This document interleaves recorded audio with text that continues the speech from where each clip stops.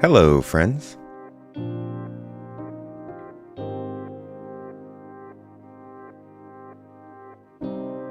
We all ready today? We got our cotton candy milk.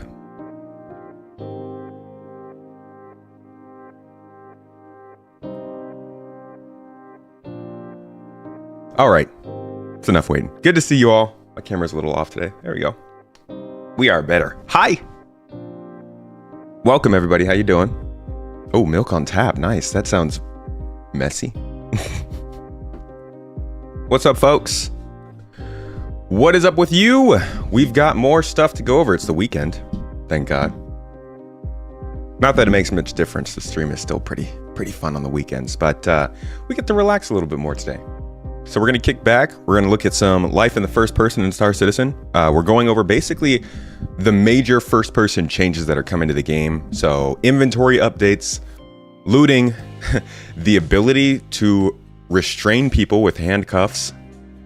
Yes, they've actually shown that. Physical interactions with things like wheels and I don't know, other things.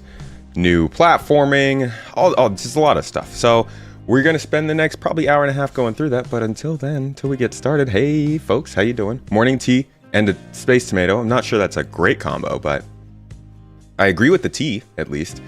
How's it going? Azrael, welcome. Mike, negative. Altman. Nahore, welcome. Going to be able to watch this one. Good to see you. Pedro, William, Groucho, Jester, Corvus, Cotton.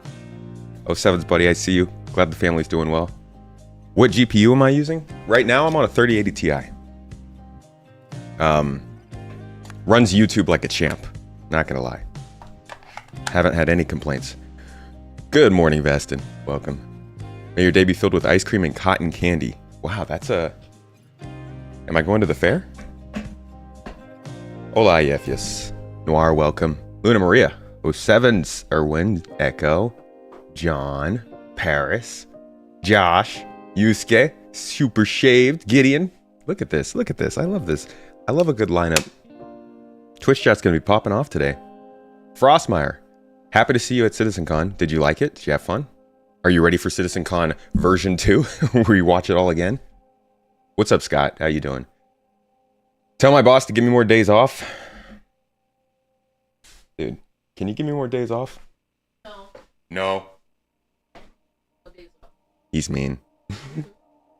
How did I get my name? I just kind of used to post stuff with a tomato in my name on Reddit. And I was like, you know what? Since I'm already making Star Citizen stuff like this, why don't I just like make it a little bit more spacey, more sci-fi? So I added space to the name. But I liked it, you know, tomatoes are universal. You can't miss a tomato. So I thought it worked. It's a little bit more playful than most people think the brand is, but I'm actually pretty much I wouldn't say a goofball, but I'm kind of a jokester normally. So it fits a little bit more with the brand than what it might seem from the videos. Greetings to Germany. How you doing? Hey, Blue Wolf. Did I talk to Jack Axton? I did. We got to meet. I was really actually happy with how many people I got to meet while we were over there. Tea and tomato is a great combination. Buy Mrs. Tomato a tea. We actually have a nice tea kettle out there with a lot of Turkish tea. We've got a stash of Turkish tea in the kitchen. But I'll get her a tea. What was that? Yeah, we drank half of it. Still plenty left. Do you voice audiobooks? No. That'd be cool. Shouldn't take anything too seriously, except for tomatoes. Be careful around tomatoes. Fun fact, I'm allergic to tomatoes. So, you know, respect. Tomato next resource collectible. Yo, can we get some harvestable tomatoes in game? That would be fantastic. The ones we have right now look like banana balls. I don't know. Thank you for the super chat, by the way.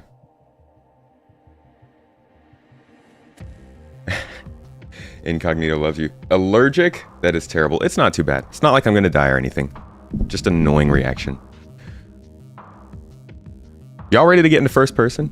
I don't have any, man, I've dropped the ball these last 2 days. I don't have any supporting like footage or anything for these, and haven't really dug deep into the history for first person mentions, but as things come up, I can pull up footage that I know we do have, or maybe jump to a YouTube channel if we know it's there. Otherwise, we're just going to go through this, kind of, you know, share opinions, talk about it. Let's see what you guys think. There's a lot of really good changes here. There's also a couple maybe changes that need some balancing. Let's dive into it. So we've got here life in the first person. This is the panel at citizencon that really focuses on all the changes coming to first-person gameplay. Interactions, inventories, combat, weapons, movement, prone, EVA, all that kind of stuff. It's a lot of stuff we've heard about before. A lot of stuff we also haven't. This is a really interesting panel. I like this one. So we're going to probably spend a decent amount of time here. Lots of stopping and talking. Hi, YouTube. Everybody say hi. And how about we get started, guys? Let's go.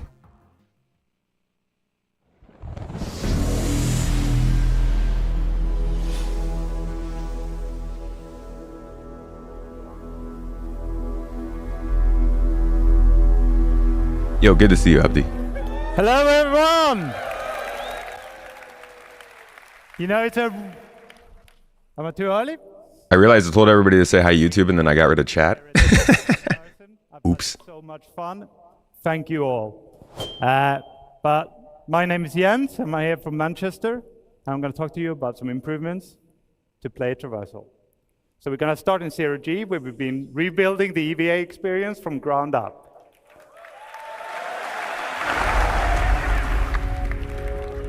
So the first thing you should see is that we've made the exit from gravity less this looks disorientating. Yo, okay, we're starting. We're gonna pause already. You know how it goes, guys. This already looks better, I think, than last year. Here's last year's animation. This looks a little bit more like they're trying to make it like you're floating, you're flying, or like going through water.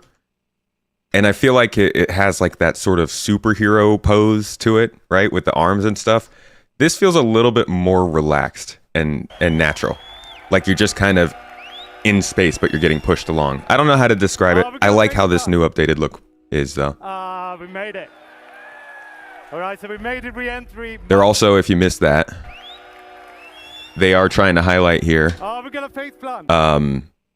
that we now have limited EVA fuel. I think they might go over it later, but he can't stop. He can't do anything. He's just flying into the ship at this point. We made it. All right, so we made it re-entry much more forgiving. So this EVA has a new prone lateral pose, and this is really important to us because it allows us to get close to surfaces, and it allows us to walk across them. So we can see that in this video here. I'm not gonna lie, with this helmet, he looks kind of funny. Like, how far is chin sticking out? I'm sorry, sir. You can have as far a chin as you'd like. Okay, and as it gets to the end, we're going to jump off. Okay, here we go. Into that. And this smaller profile lets us get into spaces we couldn't get into before, or not easily with the old EVA. We're going to traverse through here, thread the needle. Yeah, this is pretty cool. And also the collision. God, like, we all know how bad EVA is right now. Oh my gosh. It's not even, I don't care about fitting through small spots. It's like you're floating through a little hallway and your foot like taps the corner of the hall and your whole freaking body spins and looks like the other direction. or the classic, your whole body spins around your wrist 10 times before you can come to a stop. Much more forgiving. We're going to slide off at slower speeds, so we're not going to be spinning away.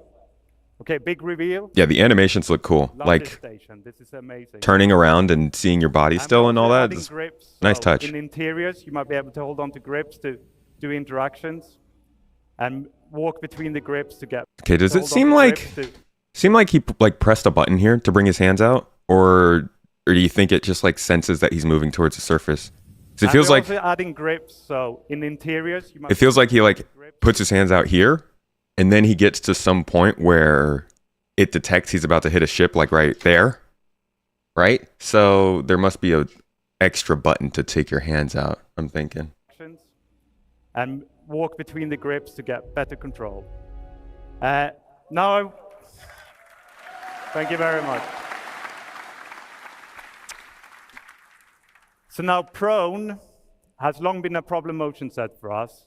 right? But taking these EVA posing solutions we saw, we can now rotate around the camera without any lateral translation. So we're not rotating around the hips anymore. And it allows you to aim much better. We're also not moving the body, so we don't need to worry about the external collisions anymore. Right? We're not going to get pushed around.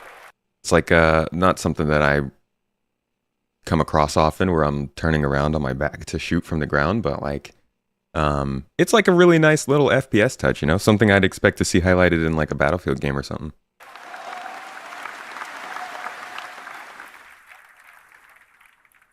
Of course, prone isn't all about looking around. We want to traverse as well. So we're going to head down this vent. And here we put in a new collision style. So this is all about letting you have control in narrow, small spaces, smaller than this. We're going to be able to push around the corners. We're going to go run tight bends. And we're going to be able to reliably go up and down slopes.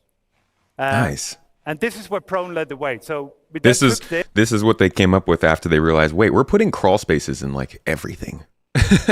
And we can't get through them. Yes, and we put it into the EVA. So if I turn off gravity here, which I'm not going to do, but if I did, the EVA would have been able to traverse the exact same place. And by having these motion sets so similar, we can exchange success between them. And that could then be done to other horizontal sets, like prone light sets, for example, like the water world showed it yesterday. We might be able to take you swimming there one day. So. Someday. Okay, we're going to move up from the horizontal to the vertical. So with ladders, we put in some new subtle and significant improvements. So we got midpoint markups. That lets you enter the ladder at anywhere. We're going to let you look around. Alrighty, let's see what we've got for this from last year. I don't think this is too significant. So this is like all the platforming stuff from last year we saw. This is what they showed us, right? This is like in sort of white box, gray box, kind of like a testing area. I think they call these testing zoos. And they were testing a bunch of this stuff, and they showed us off ladder functionality. And they were like, hey, we're working on this for Squadron 42. We want to polish it to bring it into Star Citizen. And they were very clear that this was like a Squadron 42 scenario. But God, I wish this took not so long to get over to Star Citizen. But, you know, that's what they were showing us.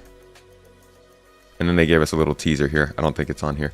But yeah, so they were showing us a little bit of ladder stuff. It was in like a less developed environment. Now they're showing it to us in like a Star Citizen environment. So we got midpoint markups. It's kind of their way of going. That lets you enter the ladder at anywhere.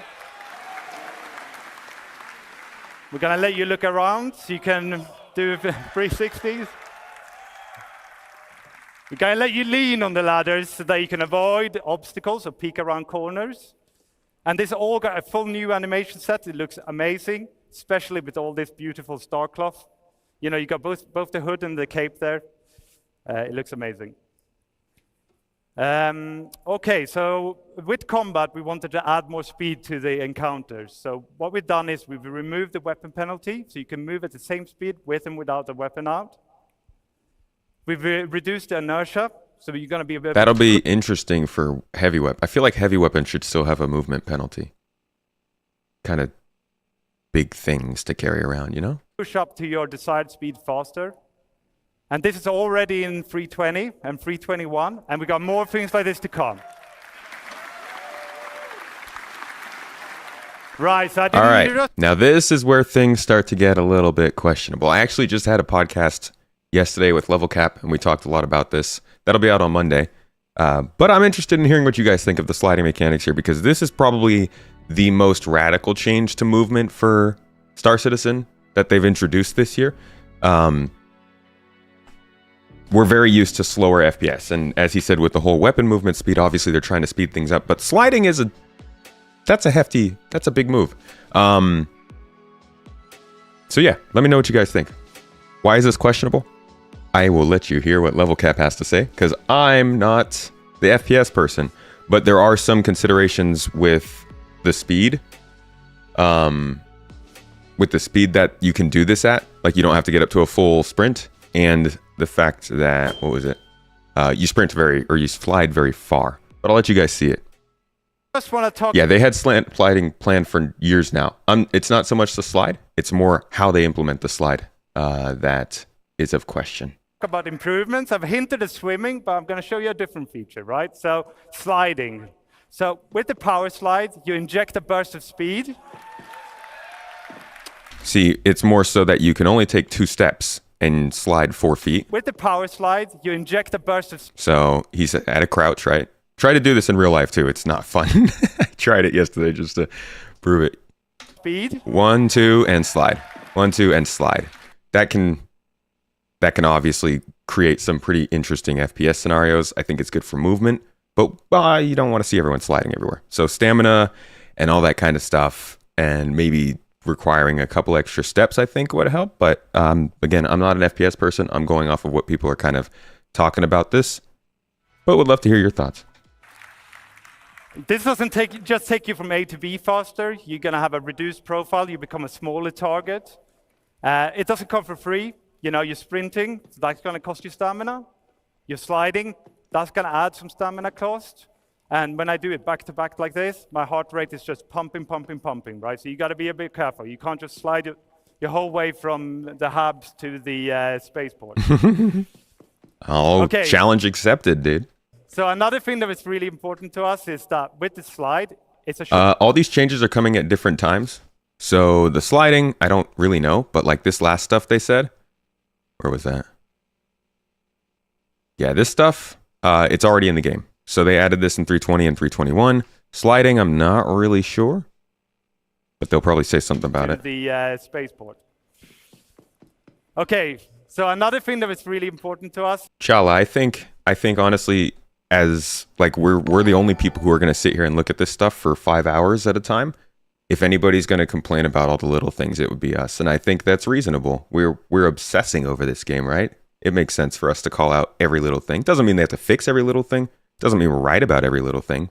But like, should still talk about every little thing. It's fun. Is that with the slide, it's a short duration, but we want interactivity as soon as possible. And that's true for all our motion sets. We're going to go through all of them and give you interactivity. So with the slide, we want you to be able to aim around as soon as possible. The moment you hit the ground, you're going to be able to aim around, all right? And the direction is locked. So if I was to slide from one end of the stage to the other, I would be sliding this way, but I'd be looking this way, right? Look at you guys, hey. But while I'm sliding, I can hip fire. And as I come out in the exit, I can ADS, I can lean. I could go back to sprint right away. So I could do back-to-back slides. I think the movement looks really good, honestly. I don't really have much problem with it. Like, obviously, it says in the corner, gameplay balance is work in progress. So they've got plenty to do on it. I would be worried if there was too much of a speed boost. But I like the idea of better locomotion. I liked it when they brought it to Halo. I loved Titanfall. This looks like it could be fun, as long as it's balanced well. And it doesn't end up being my new jump everywhere kind of thing. Last video. Okay, so moving beyond... Yeah, the inertia boost is a little bit to finish this section, much. I want to talk about new hazard. Now, you saw this yesterday in the UI demo. I lost my phone. Bone? Bone. Press the button. Bone, I need help with my memory. Yeah, I just missed it. What was that? Oh yeah, the wear and tear would be interesting. Like if you're sliding and it wears down your armor or something. That'd be so much. Or like you start bleeding on your legs, like you said. Ridiculous. Chris, make it happen. That's it. Okay, radiation. Right, so radiation, for that, it's a new addition to this. Bone's the new Glenn. System. And we need to look at the bottom left here. So in the middle, you got the amount of radiation that being pushed on your body. If you have a directional source, it's based on your body surface and your distance to that source. So by going behind the cover here, I can completely cut off all the radiation. So I can use that. And then on the left, we have an icon that has a shield around it. Now, that shield works in two ways. Right? First of all, it comes from your outfit. So depending on what you're wearing, you're going to have a better or less accurate shield, right? So that's introducing a third environmental armor. We have hot. What's hot? Pembroke, right? We have Pembroke for hot. We have, gosh, why do I forget these so much? Novikov for cold. And now we're probably going to get a third one for radiation. And they're introducing that as kind of like a new environmental hazard, which makes sense. We kind of like, live on spaceships, and in space, there happens to be a lot of radiation out there. So cool to see. And they've been talking about kind of adding this to the game over the last few monthly reports. What I'm hoping we get to see is a radiation gun, or like a 6-stick, like from Minority Report. Let me weaponize this, folks. Come on. As long as your radiation doesn't exceed the threshold, the shield will hold true. It'll scrub all the radiation off, and you can stay there as long as you like. But as the shield starts peeling off, when the radiation gets higher, the shield will peel off. And the radiation sickness kicks in right at the end of the video here. That's also really cool that it's like there's a shield to it, so it's not this sort of basic, oh, you're in direct line of sight of this thing, you're taking damage, radiation. Wah. Instead, it's like not only is there a natural shield that has to kind of break down to give you that grace period, but then you don't necessarily take damage, you take radiation. And I'm guessing they're going to work that into the actor status system, probably decreased stamina, maybe over time with more radiation you develop an injury or disease, which they talked about with like the new character. We went over that yesterday. I'm thinking there's quite a few things they could do with radiation that have nothing to do with our actual health that adds a nice dimension to this. My health just deteriorates super quick. Ooh, beard loss? So yeah, that's not great. Okay, so we're gonna see some more radiation in the next section. So I would like to welcome Inesh up on the stage. Thank you very much, everyone. I also I'm a fan of the icons. The UI looks really nice. I feel like they had a slide here. Maybe that was that was the UI panel that they showed it. They showed all the little icons that they have for actor status. I love the style of them, the design language.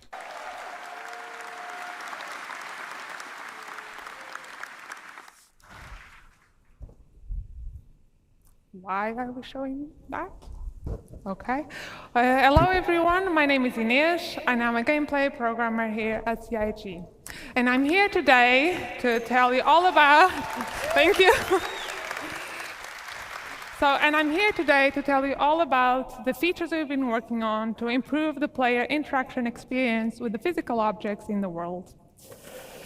So let me start by telling you what we've made to make it easy for you to identify and interact with these objects in the world. We have introduced in the new interaction prompts, which are AR cards that appear over the objects as the player gets near them. This, combining with scanning, will help the player to easily identify the interactable objects in the scene. So we have improved the algorithm that our interaction system uses to determine the current item in focus. So you'll have a smarter detection and selection as you move around and look around the scene. So the prompts will show you the active interaction and the key bind that you can use to quickly trigger it, like you see on the pictures. So we are trying to minimize the friction of the player to interacting with these objects.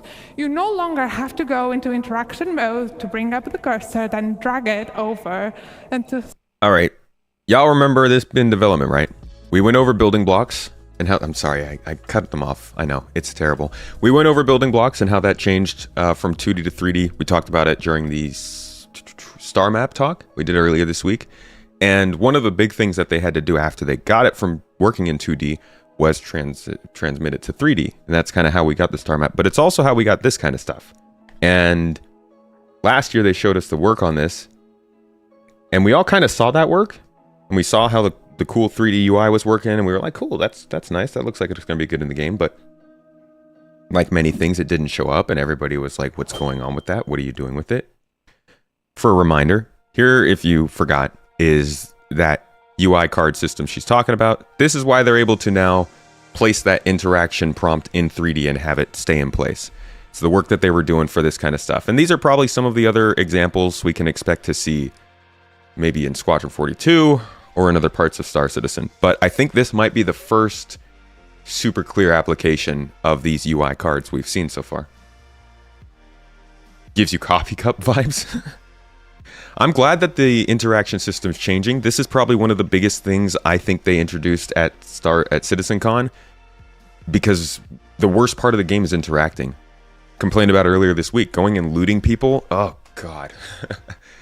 We'll see with the new system they're going to show soon.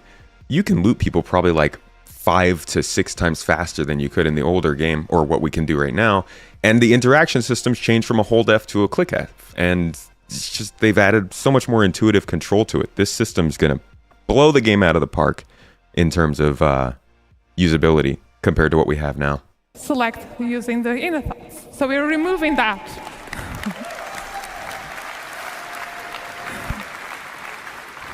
So what happens if an object has more than one interaction? Well, for that, you can just simply hold F, and this will bring you the new interaction wheel.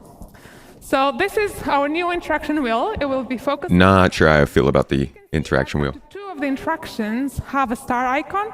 So this is related to another system that you are bringing to you that we call in the default item actions. So this allows us to have a primary interaction, that's the one that shows on the prompt, and a secondary interaction. So these are default actions that you can easily trigger using shortcuts. So these actions will change based on the combination of the item, the player, and the environment state. And although designers do choose the default actions that we bring to you, you are fully able to customize them to fit your preferences and playing style. So let's take a look at this in action. It looks better than the old wheel. Just like really bright. Here you can see the prompts that change depending on your focus. Let me give you guys a look at what this looked like last year real quick. Because they did introduce the scanning and FPS interaction stuff last year, and they improved on it. I thought last year it looked good, but it still definitely needed some help, and they did a good job, I think, of polishing it up, making it look a little bit better. So here's what it looked like before. It looks better than what we have now, but here we go. But it's like it doesn't quite have that polished level. You see what I mean? Like, it's got the same elements, but it still looks like they need to tune it in a little bit. And I think you actually select something here, and you can tell like the interaction wheel is different and stuff. No, it doesn't use the interaction wheel. Really like blinding people with OLEDs. You don't like RGB, bro? So yeah, I think this looks decent, but still definitely some work needed to get back to this point. Let's bring up the wheel. And I really like my plushes, so I want to inspect them when I find them around. So I'm changing that to my primary. And you'll see that does not affect only the item they're interacting with, but any item that falls into the same category.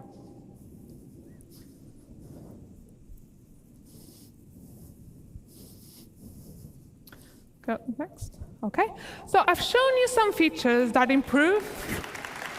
Hey, it's not perfect. And obviously there's more polish to be done and things will change over time, but I really like the direction it's going in. This is getting much, much easier to control. The game itself is just getting easier to play with these changes, which is good.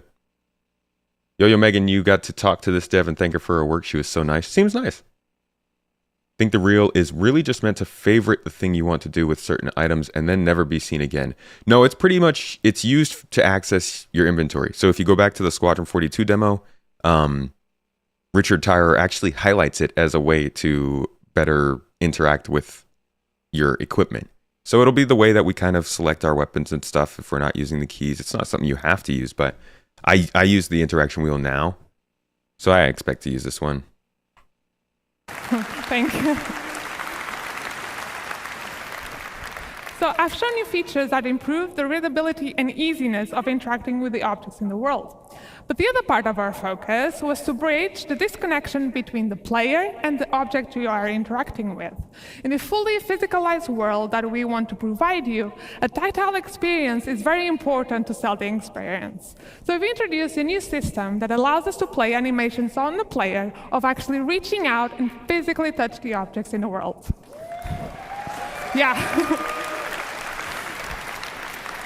So our main goal was to give you a better immersion, but at the same time, minimizing the friction and the control we take away from you. So this really was an exercise between code, design, and animation to give you the best experience possible. Let's see some of this in action. And pressing buttons has never been so satisfying and fun.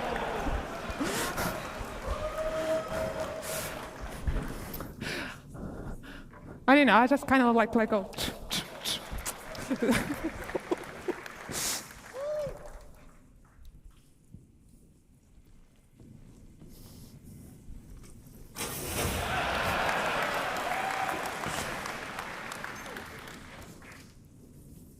And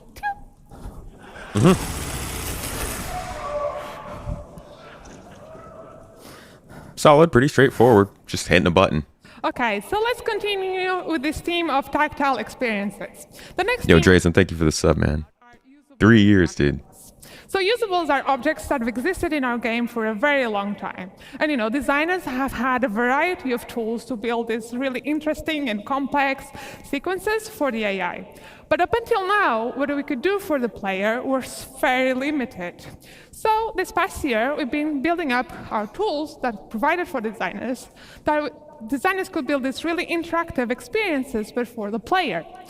And the advantage of using the usable system is that anything that the player will be able to do, the AI will also be able to do.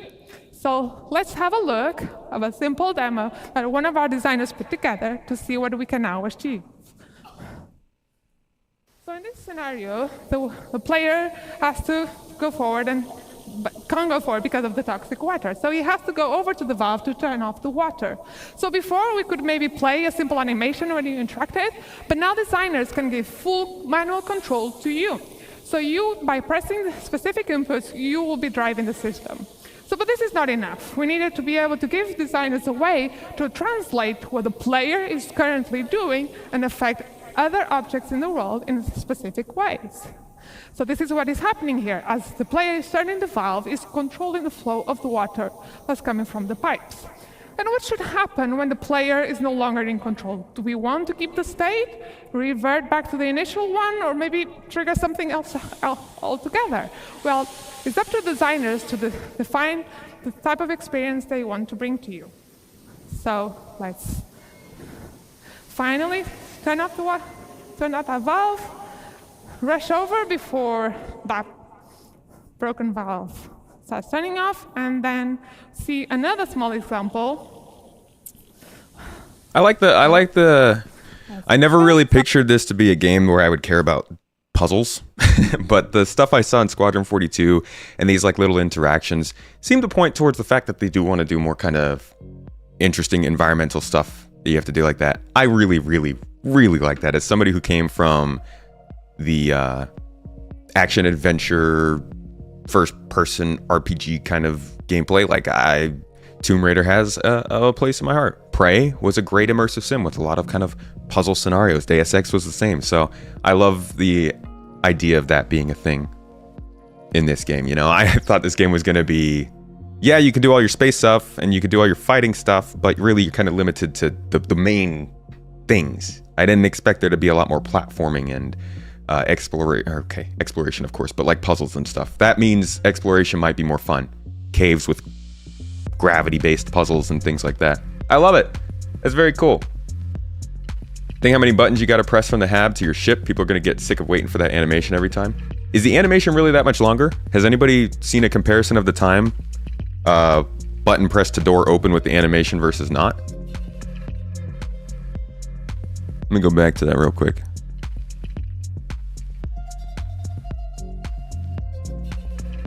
Because I don't even know. I don't even know how long it normally takes. In action. And pressing button. Let's see. I'm going to time this. Let's see how long this takes to open the door. Ready? That's never been so satisfying Click. And fun. Oh, dang it. That was terrible. I did terrible. Try it again. If they can bring this down to less than a second, then they're good. Been so satisfying and fun.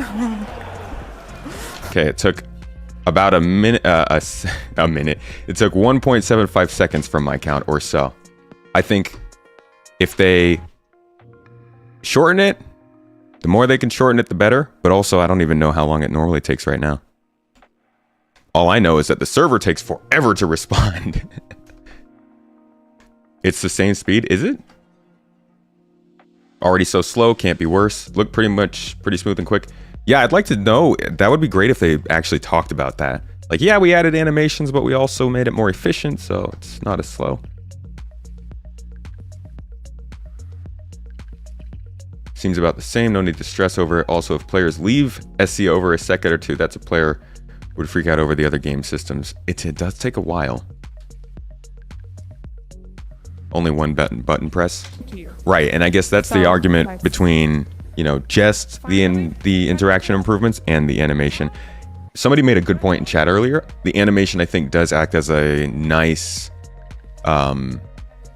confirmation that you press the button. Because right now, nothing happens, so you don't actually know if you've triggered it or not.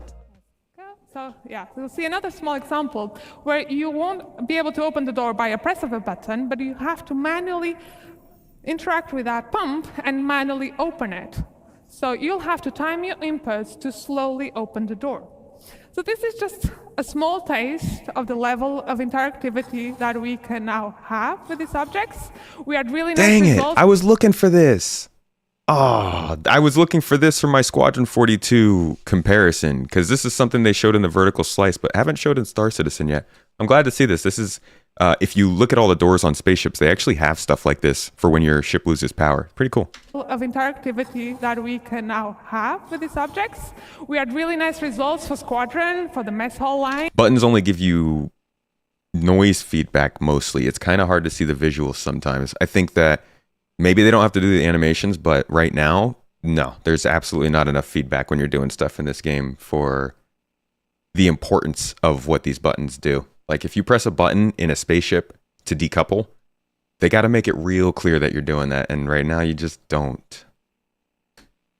And you know, I can't wait to see what the PU designers will create and bring up to your hands. Thank you.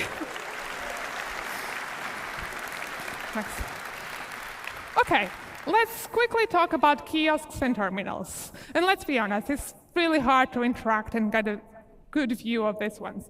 So we made a small little changes to make it easier for you. We've created a new focus mode that will walk the player to perfectly align with the kiosks. So we can better perfectly frame the screen on the viewport. At this point, the interactive screen will steal the input focus until you actively chooses to leave. So let's take a look at this in action. And look at that, when you trigger it, and like, yeah, so this is a very small quality of life improvement, but it will okay, yeah, so I missed this. Wait, yeah, hold on. I missed this during the demo. What is going on here? And look at that, when you trigger it, and like, oh, okay, so it's not like, it's not dragging you in and taking all the control of your whole body away? Is that it? The interactive screen will steal the input focus until you actively chooses to leave. So let's take a look at this in action. And look at that, when you trigger it, and like, oh, thank God. I'm getting that right, yeah? The change that they're showing here, your character walks over to it and automatically frames it. So are they interacting with it? Like, right now, when we walk up to a terminal, you press the F button, right? And that focuses in on the screen. So the only difference I'm seeing here is that it doesn't drag you all the way in and take control. It gives you, it lets you trigger the screen while you still have control, and it doesn't actually drag you in until you really go towards the screen and trigger it. Is that what we're seeing? Because I like that change, but I'm not sure if that's what we're supposed to be highlighted. Because that's always bugged me, the way that these screens will just dominate. Character moves over to it and the screen frames up centered to the monitor. Right, and it seems less jarring than it is right now.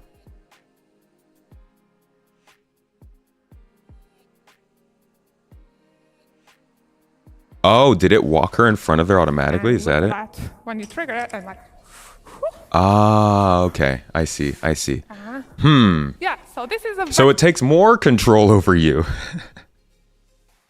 I don't know about that. I'll have to see how that plays in game. Very small quality of life improvement, but it will make it much easier for you to interact with its kiosks. And finally, let's talk about looting. This is our new looting screen. It's not replacing the inventory, but it will be used when you're looting a body or any other lootable that you find in the world. It was specifically designed to improve this experience. So since looting is a common action during FPS combat, especially if you haven't fully prepared ahead, we wanted to make it as easier and quick as possible, so you could spend the minimum amount of time to grab any items you need from your target. So it displays the current loadout and a simplified version of the inventory. Looting favors speediness, while the inventory is there so you can fully manage your loadout.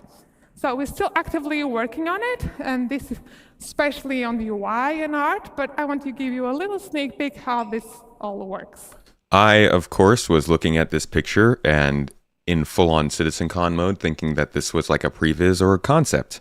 And then I was very surprised when they showed it working in some form in the actual game. Okay, let's go over to so you see the player loadout is on items are on the bottom, the target is on the top. You can if you hover the different widgets, you'll see a tooltip that with the different quick actions you can do. You can just simple press. Yeah, it'll be so much easier. So yeah, you can quickly press to just equip or swap. This is another one of those interaction things that's going to make playing the game so much better. But somebody asked a good question. Pose that one to you guys. When it says inventory over there on the right, what do you guys think it's referring to? Because like if you got a modular storage pack, do you think you can select which inventory things would go into? Does it pick your biggest inventory? Pick whatever's on your backpack? Maybe your chest? I don't know. I'm guessing you can choose which inventory you're looting into and out of. But it was a good question, I thought, because I don't think they mentioned it. Condensed version of the entire inventory? Maybe. That would mean that you could just select anything from all of your bags at once.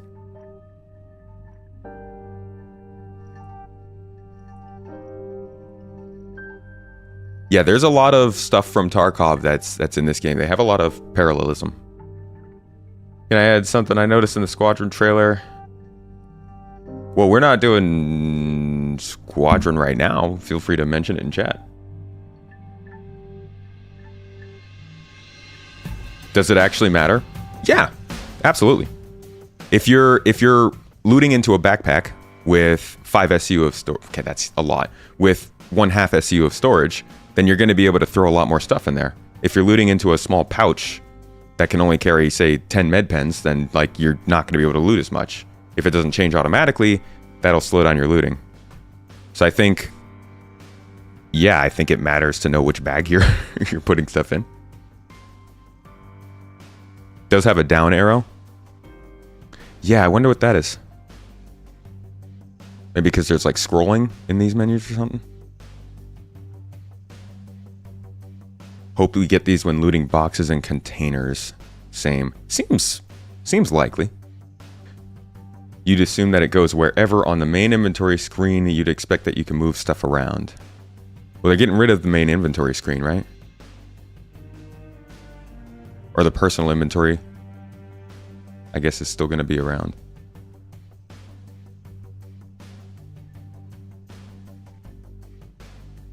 Move all. Yeah, putting ammo in backpacks, fine. But like here, you're going to be picking up multi-tools, tractor beams, weapons, artifacts, data pads. Like, you kind of want to make sure that goes to the right place, right? All bags could be combined. We'll see if they do that. CIG doesn't seem to like the whole all holding bag of loot, but maybe that's how they're going to go about it. I don't know. I don't think it's a huge detail. Just a question. Just something I was going to pose to you guys. You can even use your mouse wheel if you want to change the target. You can drop anything, store anything, just really quick actions. And you'll see in a minute that we also can trigger ammo repooling. So this will grab all available ammo, either from your target or from your inventory, and will fill up the magazines in your loadout and get rid of any empty magazines. Okay, so is that just ammo and magazines? I don't know. The magazines in your Can't loadout wait to test this and learn more. Get rid of any empty magazines. Like So, yeah. the whole grouping, I'm sorry, the whole grouping of ammo for your weapon like that. Oh man, how many of you guys just throwing away like almost empty magazines and you just don't want to deal with grouping them together and using the most full one? Ah, this is cool. And get rid of any empty magazines. So yeah, looking really good. Yeah, so it's looking really good, and I can't wait to see the final art. So that's all from me, so thank you so much for listening, and I hope you have a great time.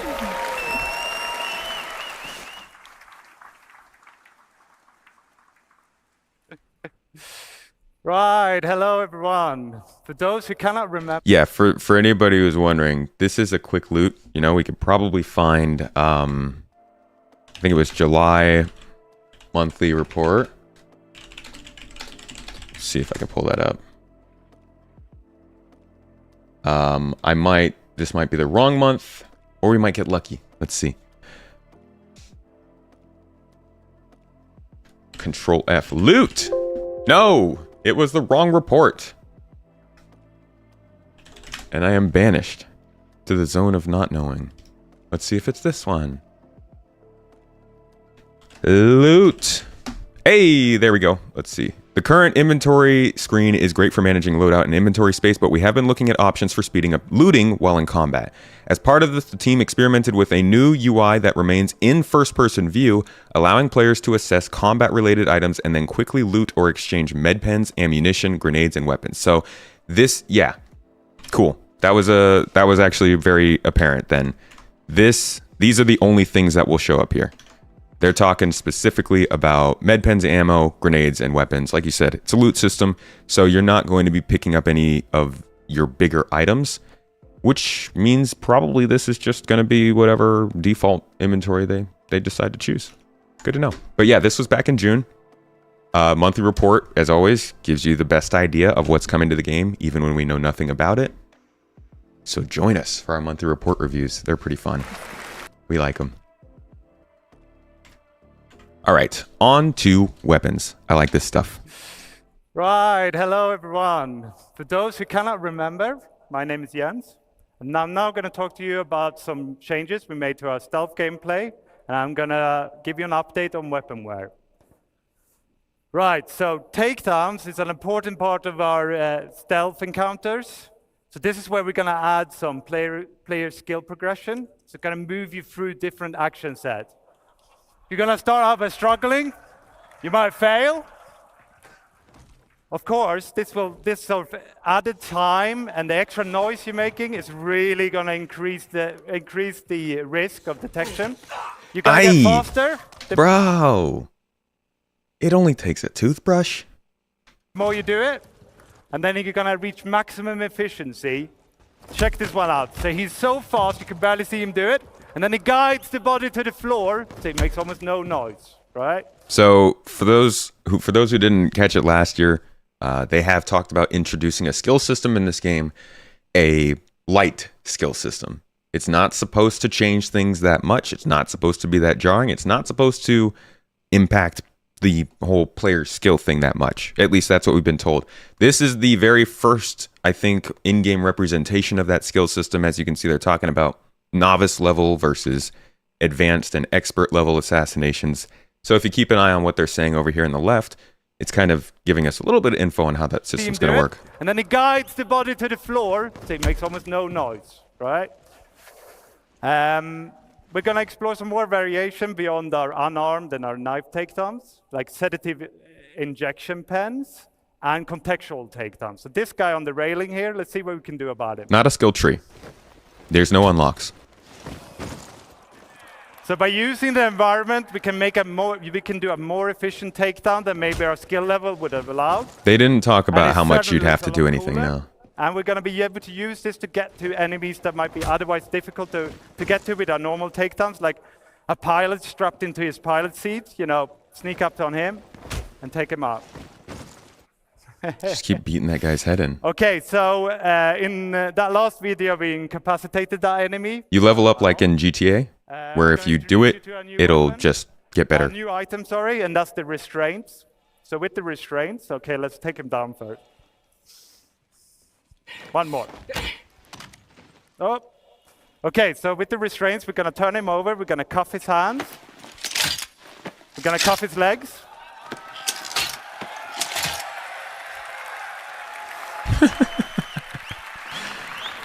Oh, the kidnapping. Now, if he wakes up, he can't chase us down, right? But he could call out for help. So what we're going to do as well is we're going to add places in the environment where you can stash a body. You can hide them, either unconscious or dead. And that way it should be easier to remain undetected and keep you in that stealth bubble. Now, this is another thing we talked about in the UI demo, which is the ping. And we saw it in Inesh's presentation, how she did a short ping to highlight a door pump. Now, of course, we allow you now to charge up. That was the only really thing that we saw on bounty hunting gameplay, by the way. That's going to be a big part of the new bounty hunting loop. Instead of going and shooting a ship, you have to go, well, you don't have to go restrain them. You know, it depends on if they want them alive or dead. But I imagine you get more money if you go and catch them. And people are asking questions about like, well, then you're just going to restrain a player and they're locked there forever and that ruins their game. They're likely just going to change the player out for an NPC. I'm betting if you get like captured with restraints, you either have the choice of sitting there and waiting to see if somebody might rescue you, or maybe you press a button, it sends you straight to prison, and you just deal with the sentence. I don't know exactly what they're going to do, but I don't think they're going to force people to sit there and get dragged all the way to prison and wait like 20 minutes. That would be terrible. Gonna walk into Everest and see every single NPC cuffed. Yes, as it should be. No NPC should be walking around freely. That ping, and by doing so we can see further, and we can see through obstacles, and we can populate more information into our data bank that then shows up in our box outs here. So you get the name, and you maybe get the race, and maybe the faction, and you can use this information to figure out where is the weak link, which enemies can I take down without being discovered.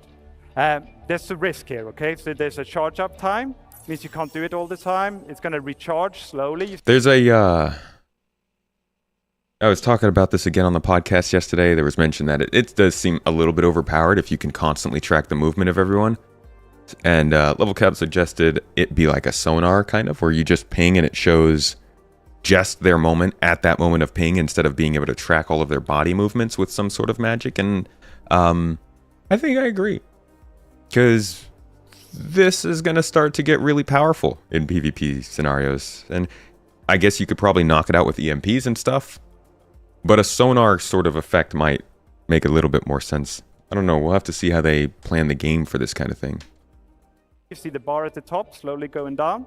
Until that goes all the way down, I can't ping. I can't even do a short ping. It does seem like they will notice you pretty easily, but they don't really show that in this demonstration, so we're missing some context. An enemy with the right equipment or tech level might discover me. Okay, so let's move on to some talk about weaponware. So here we're going to see a simulation of a weapon getting more and more worn over time. We're going to expand this beyond weapons to other FPS items like your armor, your clothing, your helmets. In actual game, this would be triggered by weapon usage, right? So the more you fire your gun, the more worn it's going to get. And this is going to affect its efficiency, it's going to affect its reliability, and it's going to reduce its resale value. Each item is going to wear at its own rate and persist at its own rate. So you could have a worn rifle with a pristine scope or a pristine rifle with a worn scope. Standard stuff. This is also stuff that they've talked about over the years. Yep. So the geometry isn't the only thing that's going to change as your weapon wears. So here we're going to see a pristine Gemini pistol in the little window and a worn one in the big window. I was so confused when they introduced this pistol and it was shooting so fast because they hadn't mentioned that they changed it yet. It's like, wait a second, that gun doesn't shoot like that. And you can see the visual effects. It's belching out smoke here because it's very worn, right? It's telling you, you know, it's time to get this one changed. Wait, you consider wear and tear to be gaminess? This has been in the game for like 6 years, my man. They've been doing this on ships ever since we started getting the new damage maps. And you should be able to hear the audio as well. It's get growlier. This feels a little bit more hardcore of a... Okay, on to some consequences. Like, I don't know. I would expect this to be in something more like Arma or maybe Battlefield than like Call of Duty. Yeah, I didn't realize this would be considered gamey.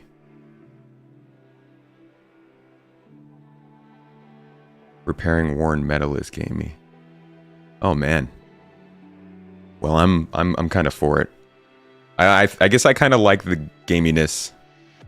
I don't know. I figured this was like a more intense sort of thing. Like all of these additions seem like choice kind of things, right? Like you can do this, but then you have that consequence. That's what they always focus on. So these things make sense to me, I guess. As someone who plays a lot of hardcore games, you love the wear and tear system. You can understand repairing wear from use if it's not too fast. Talk about the need to keep your equipment maintained. Think it adds more realism. What does gaming mean? Wear and tear is the opposite of gaming. I always thought it was more of a hardcore kind of thing. Yeah, if your gun is jamming every 10 seconds, that's annoying. But like the whole repair your ship, keep your components running, or else they'll have malfunctions and start fires and stuff.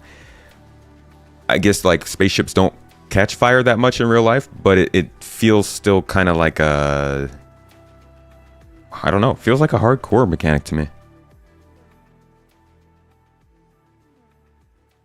So it's not all visual, so we're going to start with misfire. So the first thing that's going to happen is you press the trigger, your gun doesn't fire. The second thing that happens in this video,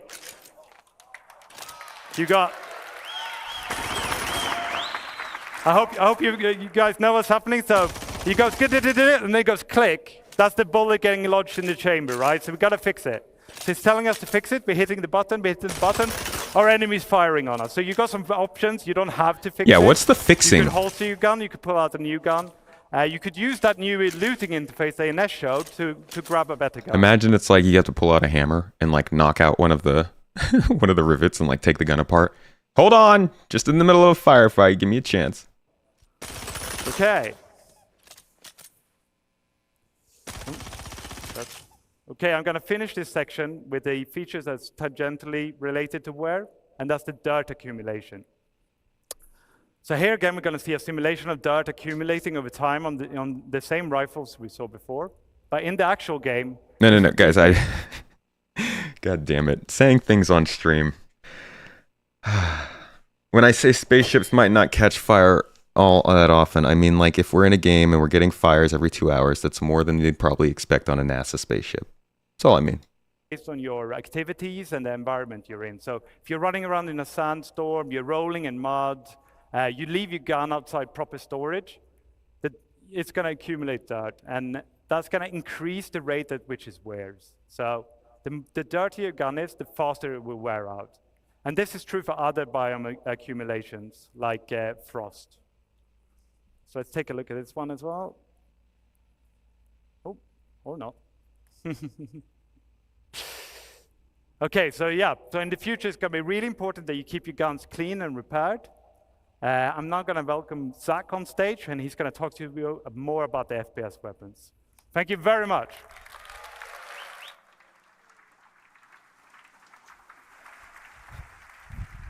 Hello, I'm Zach Priest. I'm a senior FPS games designer. I'm here to share some of the new, interesting FPS things we have to bring you. So if you play modern shooters, you'll have noticed the quality bar has gone through the roof in recent years. Things from visual recoil to VFX, just overall general weapon feel.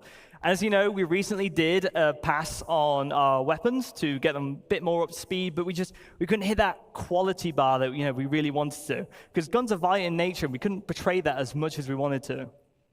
So we made a new tool. And it allows us to show the violent nature of weapons while, creating greater weapon-to-weapon variety, So, this new tool also integrates better with other systems. For example, you just saw like wear and dirt and things like that. And I'm extremely proud to show you the new weapon recoil. So this is the old P4. It kind of falls a bit flat. You're not really getting that oomph that. All right, how many people have always just wanted them to add a little bit more oomph to the gun sounds and just love the changes? I know some people aren't big fans of them. I am a huge fan of the way the new gun effects sound. I feel like just listen to this. This thing sounds like you're shooting a bunch of staplers or staples. It's a giant stapler gun. Extremely proud show.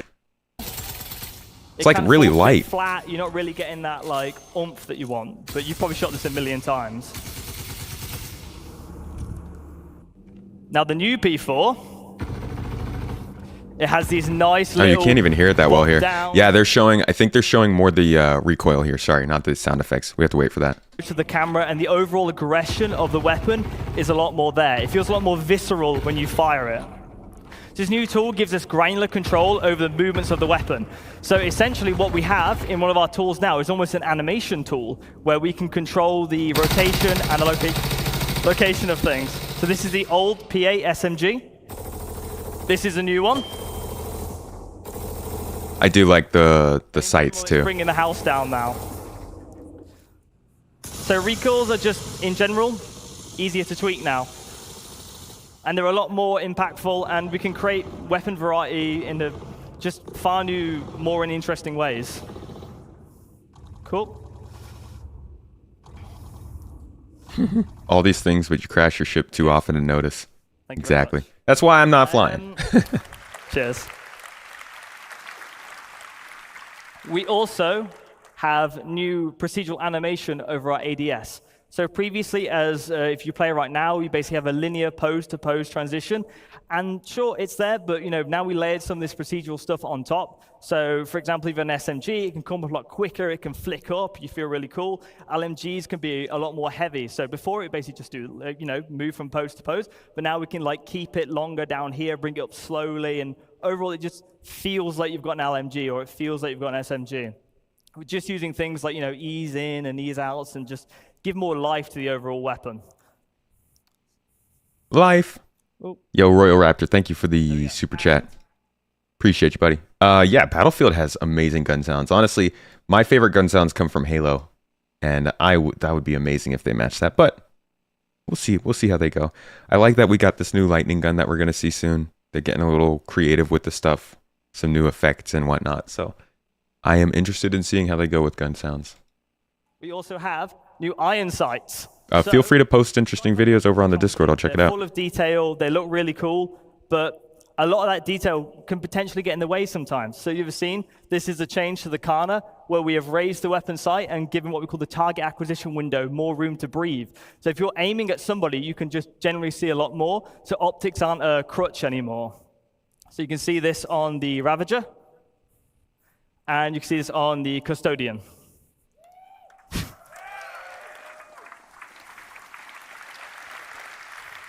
Now, weapon functionality changes. So as you imagine with the new recoil tool, we're going to do a pass on all the existing weapons. They're going to look and feel great.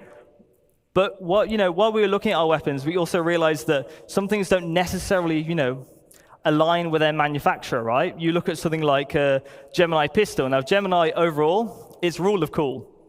That's what Gemini is supposed to be. So the LH86 pistol should be fully automatic, realistically. So we have a video to show you of the pistol. Absurd. And as you can see, it goes ballistic when you fire it. The magazine count has also increased to allow for that just crazy feeling that the pistol gets. Insane. I love it. I want it. Cool. Thank you very much. Right, and moving on to our new Vault weapons. So, it's the other video. That's the optic one. There you go. Thank you. These are the Vault weapons. So Vault is primarily based around controlling a heat of a weapon. These weapons have the potential to overheat. And if they overheat, you will be unable to fire. And they will enact differently. So some weapons will just basically be beams from the get-go. Some will go into beams. Like you see, this one goes into a beam once it reaches a certain level of heat. And it's really fun because these are quite powerful weapons, and you basically want to manage the heat and keep it in that ideal spot. Okay, cool.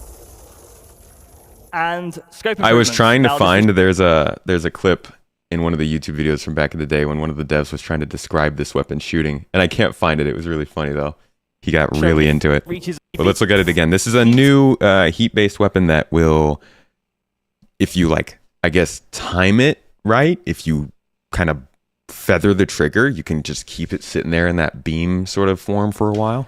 These are the Volt weapons. So Volt is primarily based around controlling a heat of a weapon. These weapons have the potential to overheat. And if they overheat, you will be unable to fire. And they will enact differently. So some weapons will just basically be beams from the get-go. Some will go into beams. Like you see, this one goes into a beam once it reaches a certain level of heat. And it's really fun because these are quite powerful weapons, and you basically want to manage the heat and keep it in that like ideal spot. Okay, cool. And scope improvements. Now, this was shown yesterday, but I want to dig in a little bit more with this one. So, cool. So, to get if anyone plays a modern FPS, they know that optics are just gorgeous now. In all modern shooters, they look fantastic. And as you can see, we have zoomed in optics in the center. So and then we have other things like parallax, like you see in real life. And they look gorgeous. I imagine so in general, whatever is stopping the beam from arcing into the floor is probably just their programming. So he's showing off the new scopes, right? I feel like this was something that we kind of complained about. I wasn't sure if they were going to get the scopes right because they always felt pretty bad, but these look much better. Are just gorgeous now. In all modern shooters, they look fantastic. And as you can see, we have zoomed in optics in the center. So and then we have other things like parallax, like you see in real life. And they look gorgeous. And so in general, all our sights and scopes have been overhauled to be more realistic with things like parallax, pincushion distortion, and things you'd expect from having a scope in general. Being able to move your scope up and down would be cool. Manufacturer to manufacturer, right? So some things are purely digital, some things are purely physical. So if you get hit by an EMP grenade, for example, we're using something like a television sight, like something like Cluey might have, then your optic would turn off. Right. Yeah, that's pretty nice. Bullets are physicalized. You can see them in the barrel. Cool. And weapons are ultimately as only good as they sound. I'll be quiet for this next bit. But as you know, we've done a lot of work on our audio propagation systems and just in general how guns sound. We've also switched out some noises and made them feel a lot more beefy.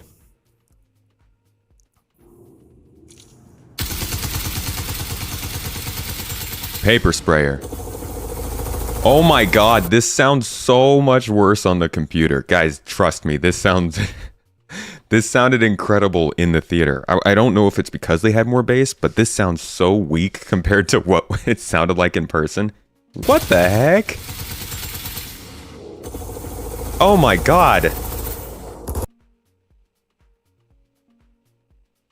Wait, who else was there in person? This sounds entirely different. That's crazy.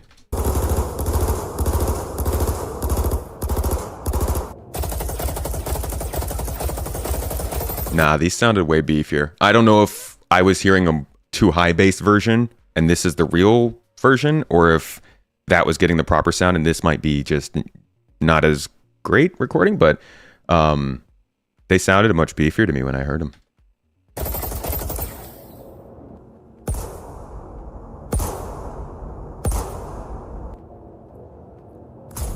Oh my god. No, that's not what that sounded like. This thing sounded kind of like the new Halo sniper. When we heard it, it felt like a heftier Halo sniper, if you want to go check out the Halo Infinite one. But yeah, this sniper sounded way better when I heard it before.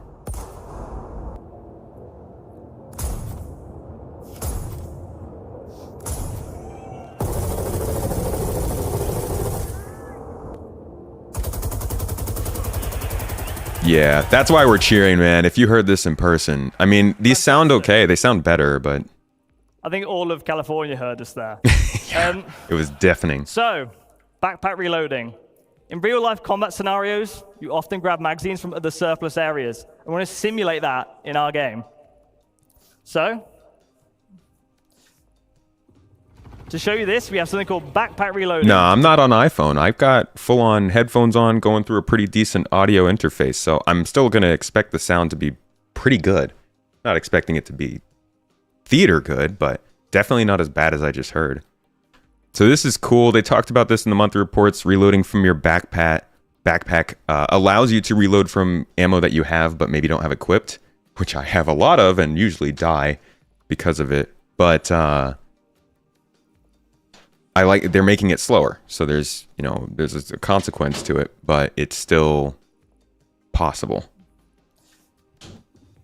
To show you this, we have something called backpack reloading. If you run out of ammo in Star Citizen, you have to open a menu, put things on. It's a little bit clunky, it's a little bit awkward. So if you have magazines in your backpack, you will now be able to grab them at the price of a longer reload animation. Look at the UI animations. We barely even get that in game now. I like it. I love it. I love seeing things move. Feels more fun. You will also be able to tell when you have a backpack reload coming up because it will be displayed on the inventory with the backpack symbol. So there's no surprises, no catching off. You have all the information you need. Imagine searching through your backpack mid-fight. Imagine that. And this has been shown, and it has been teased a little bit, the dynamic crosshair. Now, no more third-party dynamic crosshair, well, crosshairs now. So, if you have a look at this, this is our new crosshair. It's a crosshair that fits the aesthetic of Star Citizen. It's a crosshair that follows the barrel of the weapon, so you'll see exactly where a bullet is going to land. And it's projected from the visor using AR. Some visors won't have access to this crosshair, but some will use modified combat lenses. So if you don't want to use the crosshair, you can just use a different visor. As you can see, it works with recoil, and overall, it just looks gorgeous.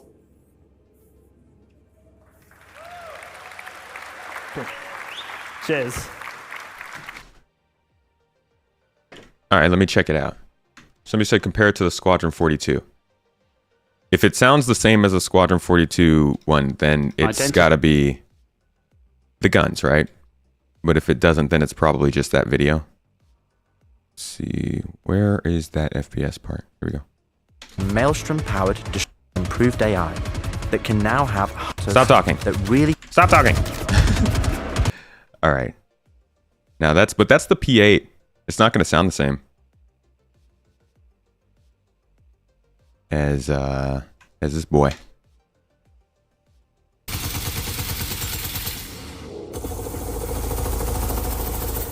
Oh yeah, it's definitely... Yeah, no, these videos just don't even sound good. Sounds just completely different, because this stuff sounds better, for sure. I mean, you better hope so. You better hope your trailer sounds better than your gameplay demo, but... Yeah. AR. Some visors won't have access to this crosshair, but some will use modified combat lenses. So if you don't want to use the crosshair, you can just use a different visor. As you can see, it works with recoil, and overall, it just looks gorgeous. Cool. Cheers. This is an interesting move. The crosshair goes wherever a bullet will land. I bet you this is going to piss people off. People don't like the moving crosshair very much, right? If you don't want to because I think people assume it's artificial as opposed to the fact that it's literally just connected to the... It's like a laser pointer, yeah? It's just showing you where the end of the laser would be. Where a bullet is going to land. Which I think is useful, but I bet people are going to not really like it as much. From the visor using AR. Some visors won't have access to this crosshair, but some will use modified combat lenses. Yeah, see, that's pretty nice, and I hope they do that with the map too, where like you have to wear a certain thing to get a certain benefit like that. Choices. Use the crosshair, you can just use a different visor. As you can see, it works with recoil, and overall, it just looks gorgeous. I love it, personally. Cool. Cheers. And on to more data things. We're going to provide an improved PvE experience. The accuracy calculator for NPCs is coming over from Squadron 42. Some people have been playing it in the venue and here, and I've been harassing them, whoever's doing the hangar mission, to get their feedback, and it has been overwhelmingly positive. We also have new NPC archetypes, what we're temporarily calling the Juggernaut, which is basically a very high damage resistant enemy that has an LMG or a shotgun. As soon as they see you, they fire, they walk up to you. And overall, it's been playing amazingly. And I'm really happy for you guys. Well, I'm really excited for you guys to get your hands on it at one point.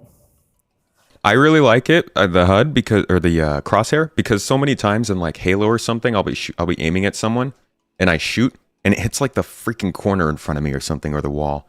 I really appreciate that they're going to show me that instead of just kind of me awkwardly finding it out because I suck. PvP, we want to increase the time to kill. This allows for more varied weapon balancing. You know, we can lay into like sort of different aspects of the element more. It leads to higher skill ceiling and less unfair deaths. It will no longer be a game of whoever shoots whoever first. Speaking of which, force reactions. We're reworking them. We're aware it's frustrating, and we are going to rework the system to work beautifully. I wish this had led into a conversation about medical gameplay, and they could talk to us maybe a little bit more about how, like, yeah, we're extending the bleeding threshold, or like injuries will stack and they'll last longer. Because I'm expecting for this game to be fun and to work. We're gonna be able to take a lot more beating than a normal human body, right? So this would have been a really cool time for them to be like, yeah, so here's an update on medical gameplay. Right in time for the RSI Apollo. Straight to flyable right now. They just go all out, release a new ship. No, but I like that the time to kill's going up. We always knew this was going to be a thing, and it needs to be a thing. Like, injuries, the medical profession, all these different medical tools that they have to have a use. So it would be kind of boring if, like, you only got to use them 1 out of every 10 times somebody got shot. Then you just find medicals start shooting their friends to have fun. And we're also working on some other highly requested PvP changes. I'm very happy to say a lot of this work has been dialed in for Squadron 42, is in a very good state, and we're bringing this to you soon. Now, over to the AI director, Fran, to share some exciting updates on combat AI.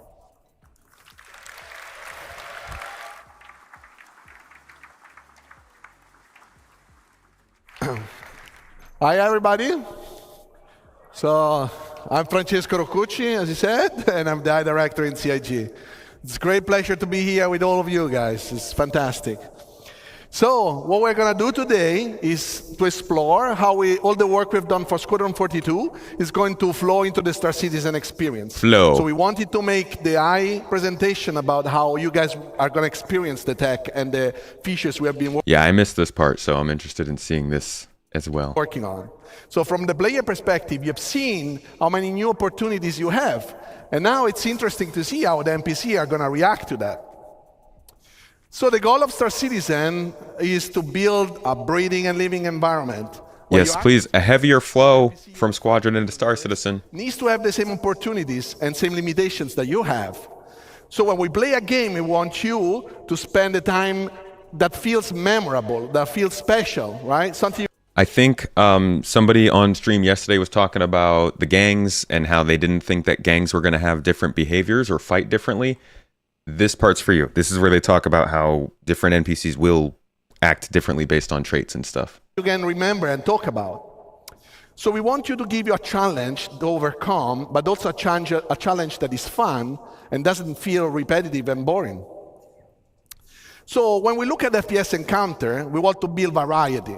We want to give the designers, like Zach, the ability to craft combat scenarios, not just to put NPC in the level. And we need to make sure that he can tweak something such that he can experience the unique play style and the play space that you have.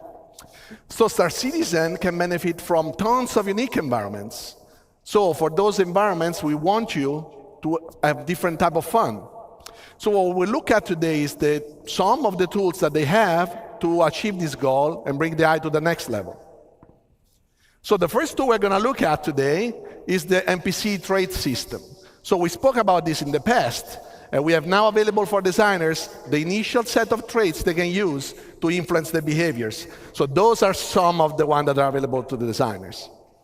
Today we're going to focus on the combat traits, because we have traits that also apply to the peaceful situation and the social environment, but those are the ones that influence NPCs during a combat scenario. And traits, you can imagine them as characteristics NPCs have or don't have.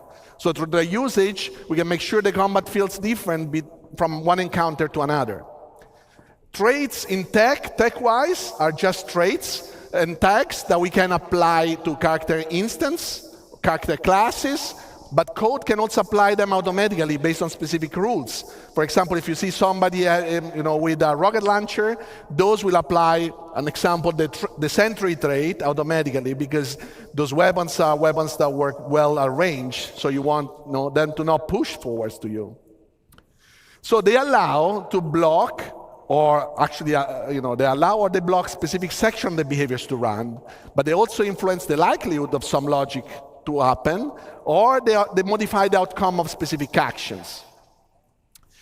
So let's imagine we want to model a part. All right, before we get into that, I got a little mini game for y'all. Tell me this.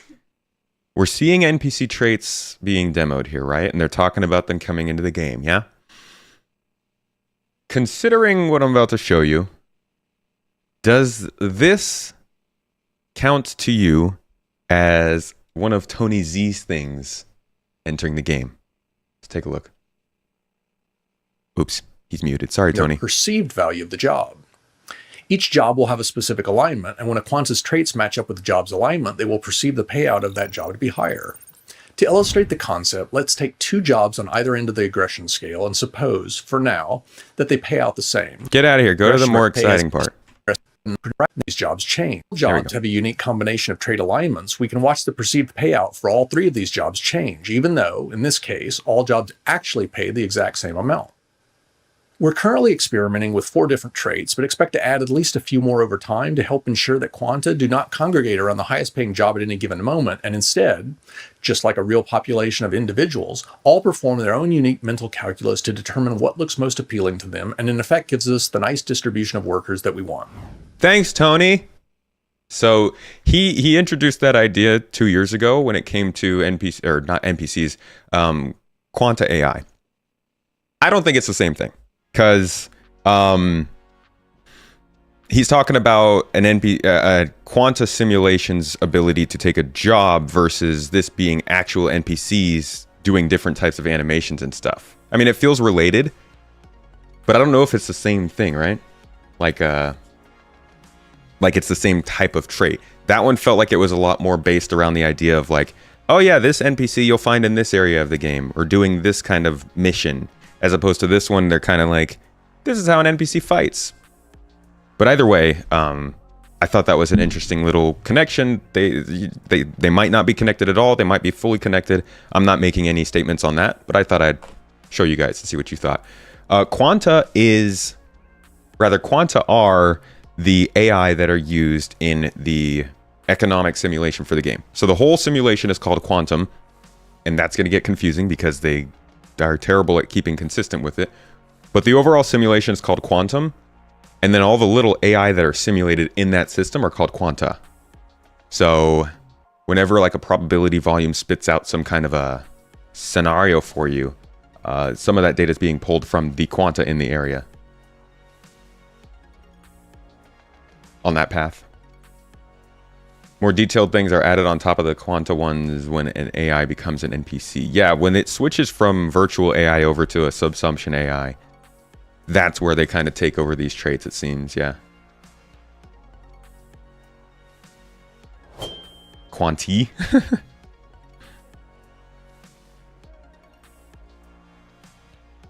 When there are more than one. I feel like quanta is the plural of quantum, right? Like, you can't plural a plural, can you? I want tomatoes is Pirate faction, something that you can actually experience in the Pyro playground. So we want them to feel aggressive, but also not very trained. They are not very military. So how do we do it with the traits? We can start adding to this faction either the aggressive or reckless trait. Those are traits that increase the risky behaviors. So for example, fighting more in open space or expose themselves longer when they are in cover. We can then assign to some of those pirates the ignore fire obstruction trait. As you've seen, for example, in Chris Rain's presentation during the CTG demo, like we have now destructible environment. So what the NPC will try to do is to keep shooting at the position the enemy has been hiding into, So you will see destroying environment, but you will also see them being less careful and managing their ammos. For others, we could use the undisciplined trigger finger trait. So this trait is, for example, meant to convey the inability to control their weapon when they are emotionally engaged in the fight. And what it will cause is them to trigger the weapon much longer compared, or much, or also just a bit longer compared to what the behavior is asking. So being bad at preserving their ammo means they will also run out of bullets much quicker. So this offers interesting opportunities for players because they can now shoot at them while they reload or while they scavenge the environment. So traits are building blocks we can use to define how character, faction, or encounter should feel. And designer can now create a wide variety of encounters for you guys to enjoy the game.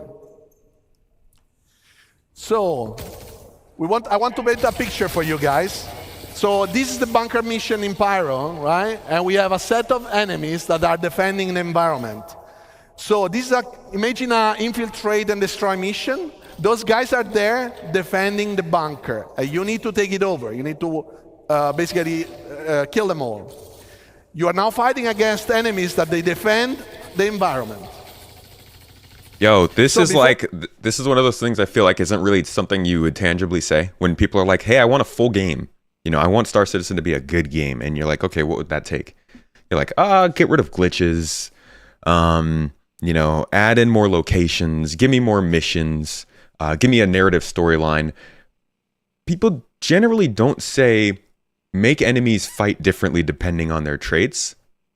But it's sort of something we all want, right? Maybe people do say that. Maybe I'm the weird one. I never think of that. But it feels like something that makes a game feel so much more deep. But it's not like a headline feature that they would put on a game box. You don't buy Call of Duty and they're like, we've got heavy soldiers. Well, I guess they've been doing it for years. But this is like a sort of like standard small thing. And I think it really is going to help to make bunkers and underground facilities and like different areas a little bit more interesting to go play in and not do the exact same thing every time.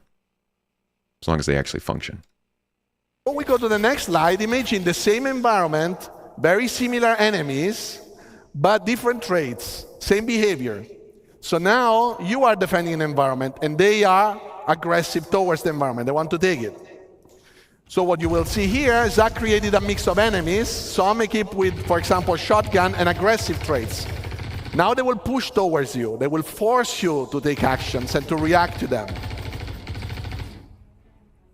They reload. Some will cover up. Obviously, this is with God mode on, so that guy's not very conscious of his combat scenario. But this is not just enemies, because in Star Citizen we want you to hire your own crew members, and those crew members, those characters, will have different personalities, different traits, different training level that they can build up. But when you look at their traits, we want you to see their strengths and their weaknesses so that you can pick the one that either match your playstyle or compensate your playstyle.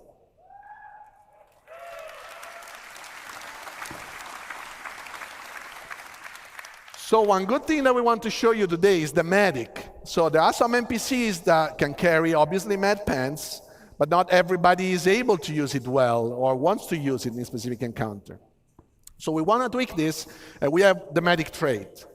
Here we combine a lot of the tech that we have spoken in the past, usable tech, behavior tech. And as Jens showed you, players now can just not only kill enemies, because before our NPCs would just die, but now you can take them down, you can restrain them. So the eye perception is to carry all this information about the different actor states. So he needs to know if he's down, but if he's still alive, or if it's just, somebody that you need to wake up. So a medic in the regular combat flow can, when it's safe to do so, and at the right time, attempt to heal his mate that can be helped. So now you can imagine guard patrolling the environment, you take down a character, the guard finds this body on the ground. He doesn't know if he's alive or not. So he can go there, he can check it, check the pulse, see the state. This is giving me flashbacks to the earlier Halo games when I'd be fighting the Flood. And I'd kill a dude and turn around and start fighting someone else. And I'd turn around and the dude's back up on his feet because like an infection form got him back up. Oh boy. And if he can be helped, he can basically execute the right healing process. If he needs a med pen, he will use the med pen. If he needs to shake him to wake him up, he will shake him up. And if he needs to unrestrain him, he will unrestrain him. And your crew members can also do the same with you. So if you are down in critical condition, they can come and help you out. We'll see now an example of this where two factions are fighting. And you will see that at the right time when the guy retreats, this guy can go there and heal his mate.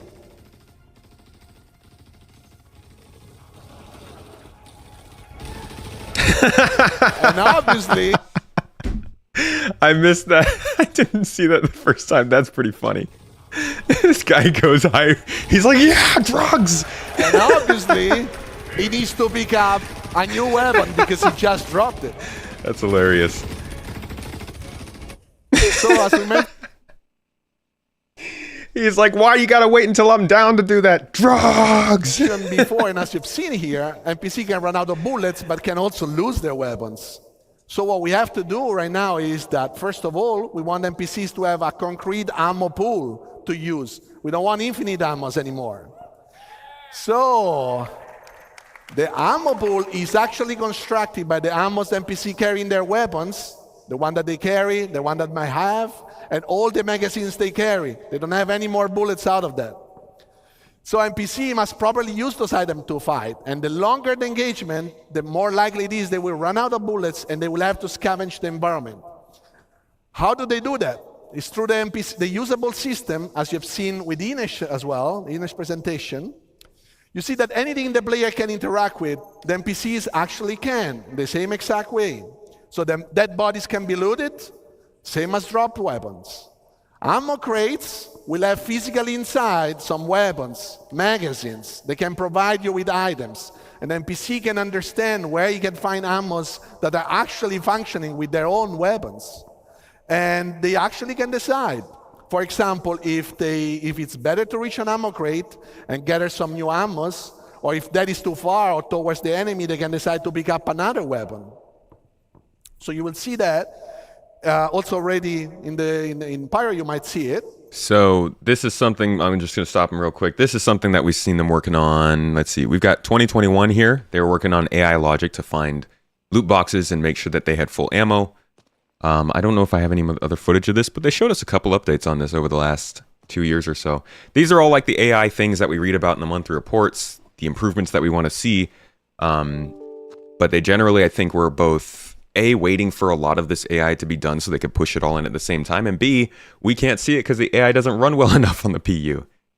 Yeah, this looks like this is just player looting. So yeah, that's just like a little animation of what the development of this feature looked like.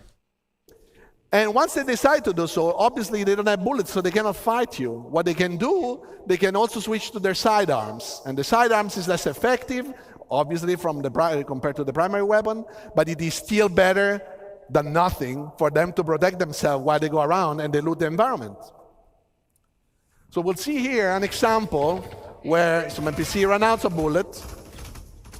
Obviously in this video we give them a chance to go and loot as well. And this is a proper ammo crate that allows them to get back magazines.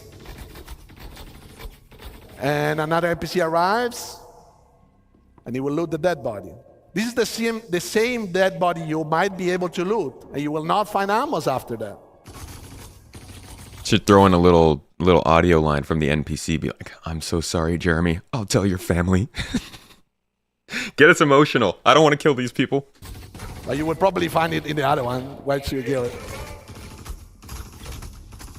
So, last but not least, another tool in the FPS arsenal is grenades. Grenades are a great tool. NPC can now fully react and use grenades in the environment. So grenades are a great tool, especially when an NPC needs to counter a player that is camping or a player that is hiding or say in a location that the NPC cannot reach. So grenade force the movement and keep the action going. Oh my god. But they also... Wait. Are you guys for real? Y'all, you've been looking at the screen of wrong size this whole time. Nobody said anything. Oh my god. Y'all. Did nobody notice that? I didn't notice that. That's my bad.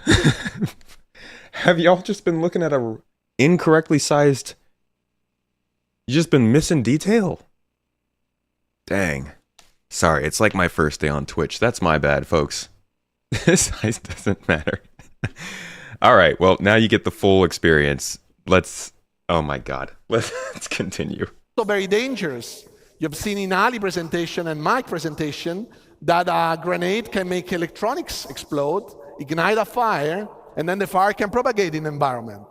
So NPCs needs to properly understand the environment and not jump into the fire. Hey, if it looked okay for your screen, I'm happy for it. I'm really sorry that it wasn't, you might have missed something, but it's all there now. And it'll get damaged. So how do we do that? Is we have a new full system to handle hazards. Basically, a hazard on the technical side can create a navigation volume modifier, and the navigation module modifier gets registered in navigation system, and our basically mesh can be modified, and it will carry semantic about if that is a dangerous, something better, and how much costly it is to go through. Because maybe you have a suit that allows you to go through the fire, so that is fine. You will not, the NPC can understand that. But if they can't, they will try to find positions that are safe for them to position themselves, but also paths that will avoid those dangerous areas. And now we'll see an example of that. This is a safe environment, still fighting, but safe, safer. And what will happen now? Fire ignites and propagates. This is fully dynamic, so it's fully controlled by the fire system. The fire system modifies volumes in the navigation system, and we really know where we can and not pass at any given moment.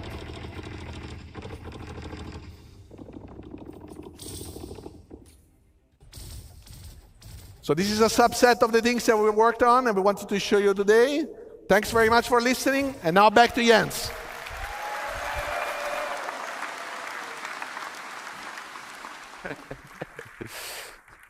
Right, I want to thank Inesh. I want to thank... Can we... I'm sorry, y'all. Can we go back like a minute? I missed that. I kind of zoned out there. And out through the fire. Bear with me. Try to find level. Just want to see the video. Safe environment, still fighting, but safe, safer. And what will happen now? Fire ignites and propagates. This is fully dynamic, so it's fully controlled by the fire system. The fire system modifies volumes in the navigation system, and we really know where we can and not pass at any given moment. Yeah, definitely gonna need to, there's a lot of balance that needs to go with the fire stuff. That's that's pretty clear. But we've also seen the development of how AI... So, like I said, if you look through the videos, if you read the monthly reports, you'll see a lot of work going into AI for this game. And they're showing off the finalized version now. But we've been watching as they figured out how to do this over the last couple of years. With fire, with dynamic fire, and this, designers basically don't have to set up anything because players can turn, fire everywhere, or, NPCs could do it as well. Something can go wrong, right, and explode them. Right. And it could be more fire. So the idea here is that with the different archetypes for the AI, you can have an AI that's incredibly cautious, and they would carefully avoid all the different hazards, keep a low cost existence. And then for the AI that were a little more cavalier, a little more, Oh, it looks like I cut that clip.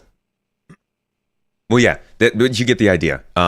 They're combining traits and these fire hazards to sort of build in NPC behaviors and predictability. And this fire is systemic. It'll catch on different materials in different ways. It'll catch on ships. It'll be interesting to see if a fire catches on a ship while it's parked, and then if you can get away, fly away with the ship and escape before it causes irreparable damage. The fire mechanic's really interesting. It's going to be something that's difficult to balance, but it adds a lot to the game, in my opinion. It's kind of like, I guess it's kind of like water in Sea of Thieves. It's just like the ever-present possible hazard you got to worry about. So this is a subset of the things that we worked on and we wanted to show you today. Thanks very much for listening. And now back to Jens. Good old Far Cry 2 callbacks. Right, I want to thank Inesh, I want to thank Zach, and I want to thank Francesco for joining me on stage today. We want to extend a massive thank you to everyone who contributed to, supported us, and made it possible to show what we showed today. Now, with relentless optimism, we're looking forward to bringing you this all to the Star Citizen and more. Okay, we're going to leave you with He missed a very important part of that sentence there. A date. a quick peek of a demo in Hangar 14 of Checkmate with some of these new features. Enjoy.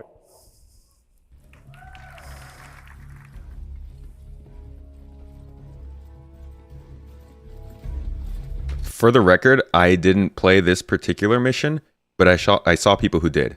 So this was working at the convention for players to experience. Not exactly like this, but it was a fight in a hangar like this with improved AI.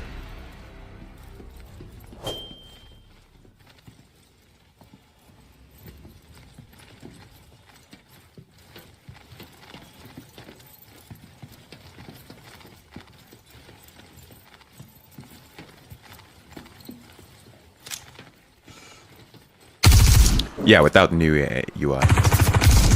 No. Sorry. The only thing that was new was the actual mission. The rest of the systems were the same as before. That wasn't there. Oh man, I can't wait for that. Show me again. Somebody said that it takes a little while for the menus to pop up. I actually think I agree. I think we could do with a faster animation, at least on the bottom one there. So it comes in a little bit later. I know they want to stagger them, but it's like a couple of seconds before you can start looting. Yeah, definitely faster than current.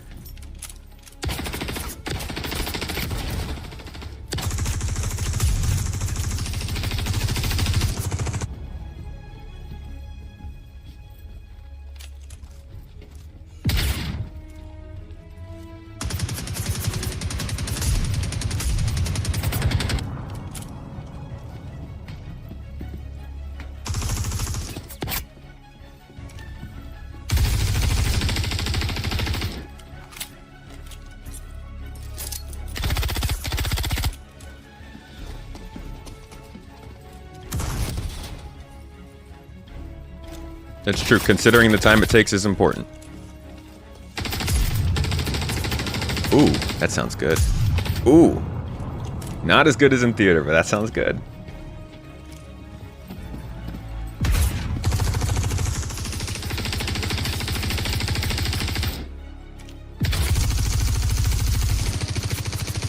Wait, is there D-scope kick in this game now? Was that a thing before? When you get shot, you D-scoped?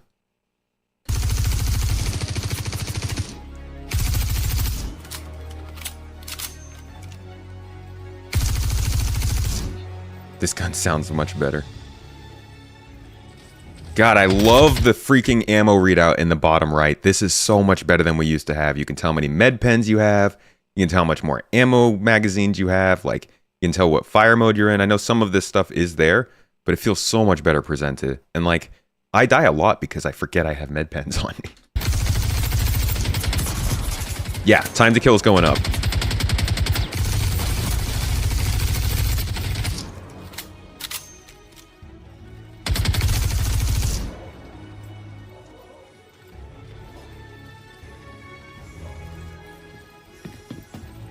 That guy died slow.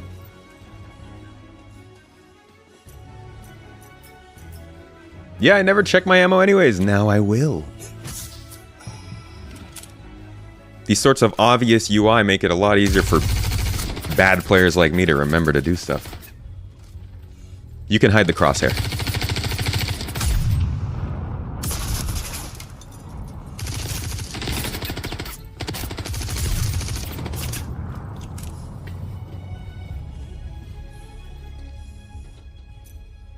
Yes, just keep pulling up the looting menu every time you do.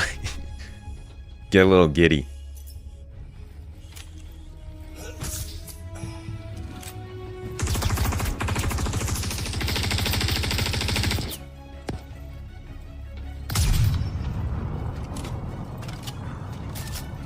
That magazine's huge.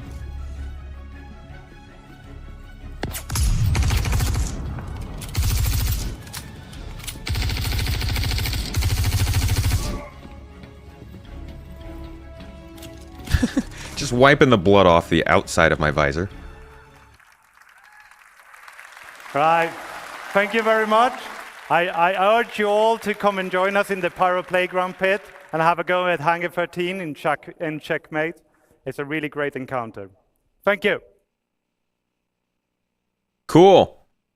Awesome. All right. So that was FPS stuff. And there's a lot of FPS stuff. I mean, hate them or like them, this game's going to change a lot with these changes. They say that they'll probably come all in 12 months. I would say don't expect them all to come in 12 months. If they do, it's a great surprise.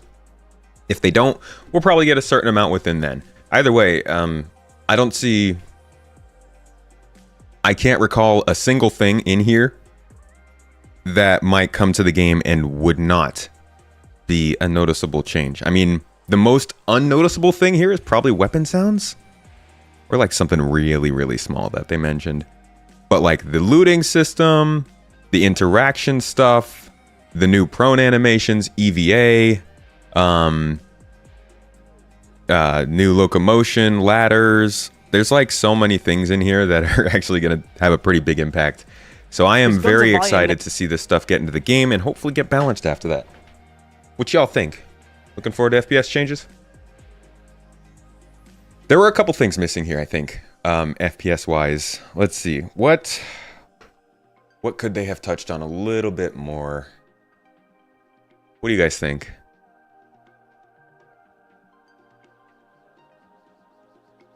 Trying to think of stuff that they've talked about. I'm drawing a blank right now. Attachments.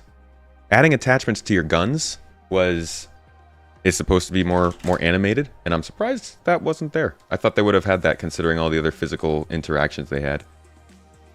Yeah, an attachment update would have been cool. Worried about the two sound types for FPS. That's in the engine panel, I believe, right? FPS tools. The tractor beam.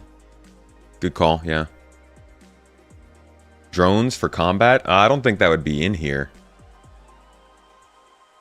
Drones, I guess if they were like ground-based drones, maybe. TTK desperately needs to be longer. They go over that in this panel. I don't know where they went over it, but it is definitely a point that they make. I think it's up here more, maybe? Yeah, time to kill rework is going up quite a bit, so rest assured. You expect to see it in 4 years at this rate? But maybe Starfield kicked their butt in gear. That would be insane. To think that they just made these all happen and changed the entire timeline of the next 12 months because of a game that released 2 months ago? I don't know. Why 4 years, though? Like, literally, some of the stuff we saw in this demo is in the game right now. Why would this be 4 years? What's the new FPS system looks like? Only showed quick loot. Oh, inventory system. There's not going to be an inventory in the FPS mode. I guess you mean like the replacement for whatever we're using now. Yeah, they didn't show any updates on that. Have they showed you how to add more bullets into magazines? I think they showed us magazine consolidation, ammo consolidation. Hey, Maverick, thanks for being here.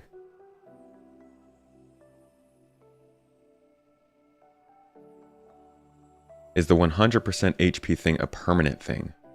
What do you mean by that? I've got the list here of what we expected at CitizenCon, so let's go through and see if there were any of the things that we saw there. I forgot to go over this yesterday, so we'll touch on that too. We got female character updates yesterday. We got... Let's see, engineering, Claudius, control services, AI improvements we saw. FPS radar and scanning we saw, and EVA T2 we saw. Down below in the maybe section, we did not see actor status T2. Is that, I don't know, radiation was there. But I don't know. I don't know if that counts actor status T2. And at the bottom, we did see an updated character creator. That was nice.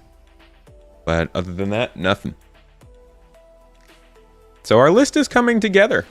You know, we actually got quite a few things. Why don't we still have some time today. So how about we jump onto a new panel? Folks, if you came here for FPS, thank you for joining us. Hope you enjoyed what you saw. Let's talk about adventure and missions and new locations, I think it is. We saw Quantum. I mean Quantum, the engine, the economic system, not Quantum Travel. Quantum Travel's right here.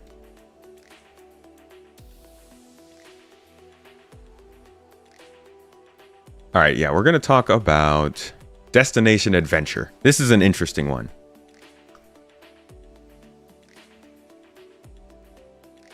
Starfield's already rapidly being forgotten, especially when SC just trolled it.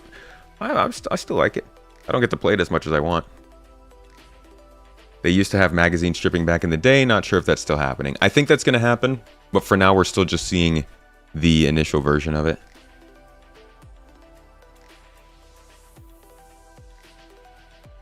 Still can't believe they're going COD ammo management route. Doesn't COD automatically consolidate everything? You have to manually do it in this game still. But they're doing more, they're doing manual loading for magazines, guys. This isn't the final version. They've talked about definitely doing more manual ammo maintenance. So I don't think that they'd back down on that. Bit worried about the new sliding. Some people are. Have I seen the new information about the interview with Benoit? I did, yes. So we went over it yesterday. Oh, I love the new Quantum Travel. We saw bounty hunting. We saw a part of bounty hunting, but not the whole thing. Did I bold that?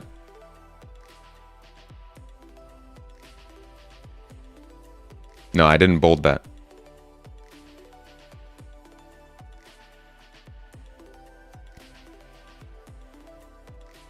Having 100% HP is kind of generic way to do health. I don't understand. What would... You have to be 100%. Like, even if they halved the health, full health would still be 100%, no?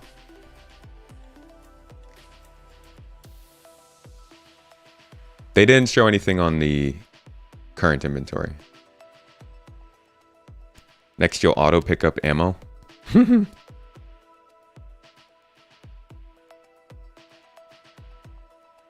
Max should be 80%, but then that would still be 100.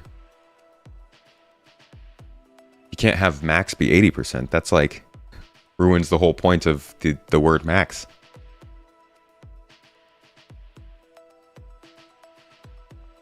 Unless I'm missing what you mean.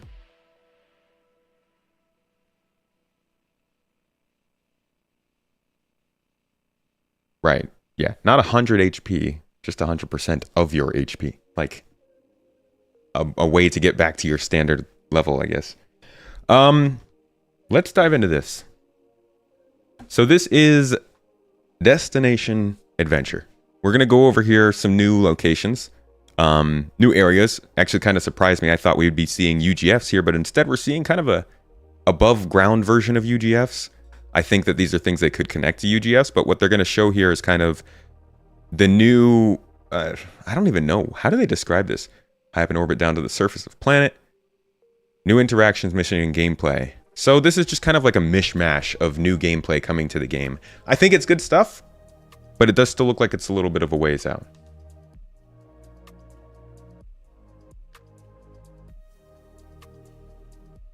Let's get into it.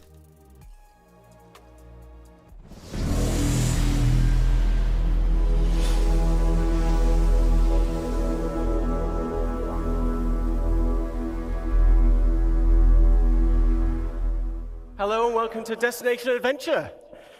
My name is John Griffiths. I'm the lead environment artist for EU Sandbox 2, and I'm the product owner for the distribution centers. Before we delve into, I'll put my slide on for a start. Before we delve into it, everything that you're going to see is currently in gray box, so just keep that in mind. So, these distribution centers, what are they? Well, first off, they're the biggest location we have on the ground outside of landing zones. The reason why they're so big is intentional. We wanted them to accommodate as much world and mission-based gameplay as possible. Each location supports multiple landing pads and hangars, making them accessible to as many players as possible at any one time. There's even a road network to support transit from the planet's surface, into the main building and to any berth ships. So every distribution center will be owned by a faction. Depending on the faction and where the distribution center is located on the planet will determine its specialism. Now, each specialism will lend itself to different missions and gameplay opportunities. So let's talk about some factions for a moment. So, an example of a major faction would be the UEE.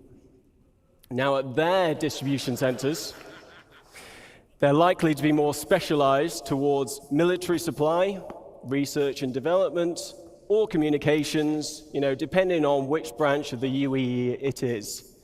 They will have a much stronger military presence in the area, and missions here may be more hostile with combat-orientated, team-based raid opportunities. They said the word.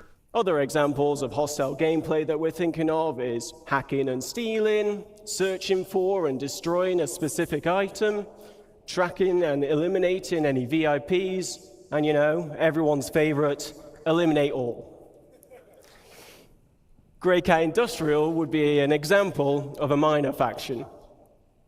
So their distribution centers will be more specialized towards gathering resources, manufacturing, assembly, shipping.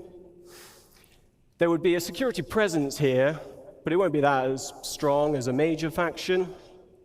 And missions here would be more suited to friendly gameplay loops, though we won't be ruling out hostile missions like corporate espionage.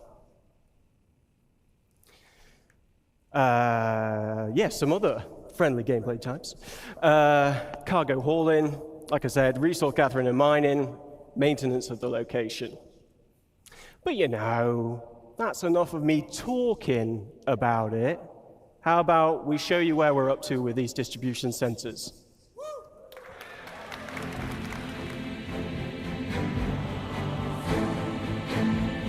So I think it was a little bit, actually, I don't want to say elephant in the room, but it was a bit weird that they did not talk at all about how these might connect with UGFs.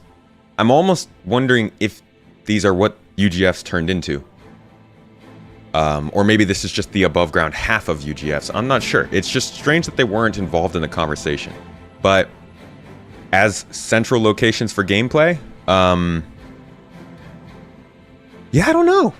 This one kind of surprised me. Like, we have various archetypes for gameplay. We have cities, right, like landing zones. We have outposts, which have sort of grown into settlements. We have caves. We have space stations. Those feel like 4 really good sort of archetypes for gameplay. And I always figured that most of that gameplay would take place in those settlements and small towns. But now it feels like this is sort of like their 5th one. Or I guess the 5th one was UGFs. This feels like either a combination with UGFs or another version of them. And it feels like where most of our gameplay is going to be, right? Yeah, underground facilities are UGFs. You think these are just what they turned into? They renamed them, make them less confusing. Why not tell us? Where did you hear that? Because they like, let's see, what they had before. They had like they didn't really talk about the ideas of roads or missions in the nearby area or anything last year. So I'm wondering if the concept of them changed that drastically, or if this was kind of part of the plan they just weren't ready to talk about last year.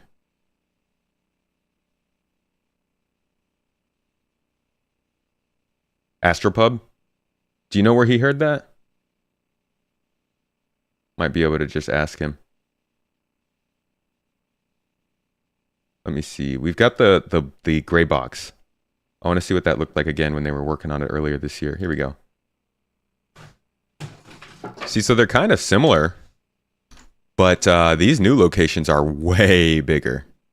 Do we have a good look from the air?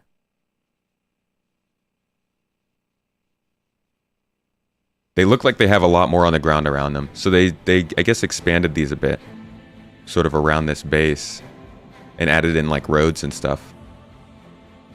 Are they? Is that the same place? That actually might be the same place. Maybe they just look smaller from the air. So yeah, I guess this is just what they changed that into. Or they didn't want to talk about it last year. Think I'm overthinking it? My friend, that's my job. Literally, that is... I get paid to overthink these things. Not by CIG. Not by CIG. What would make things feel much more realistic would be roads or tunnels linking some of the facilities. In one of these pictures coming up, I'll see if we spot it. You can see one of them in the distance from the other. And they did that last year too with the old UGFs. It'd be interesting if they wanted to do that, like little like connected versions of these that you could just drive between.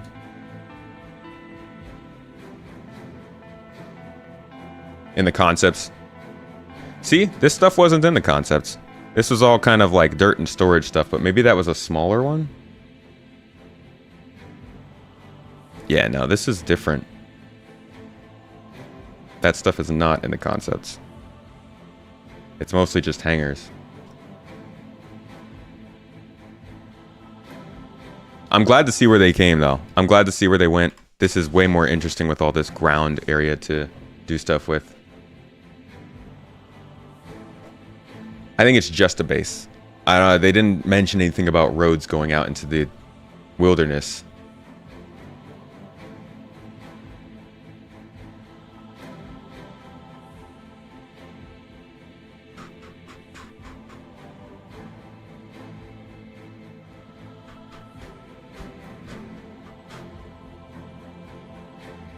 In that cave intro, it had multiple entrances, so I hope that tech works here too.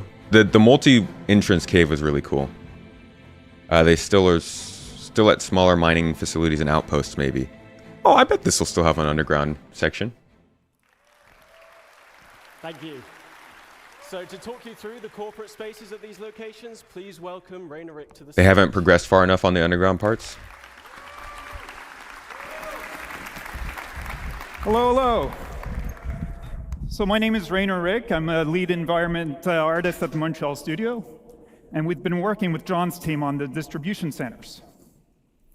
So John just showed how massive these locations are. He also presented the industrial sections on the ground level, and I'm here to present the administrative area of these facilities that the Montreal team has been working on. We're having an audio delay, guys. Is that across the whole thing? I can't really do much with that. Is it my camera or is it the whole stream is just audio delayed? It's good? Okay, never mind.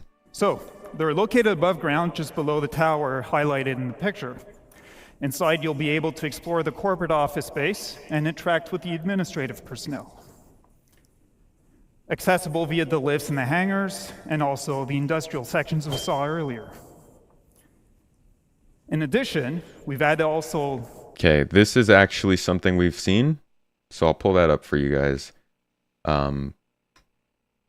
This was last year, and of course they were calling it new underground facilities in these video clips, but they are not. Well, okay, they are, but they're also these areas apparently.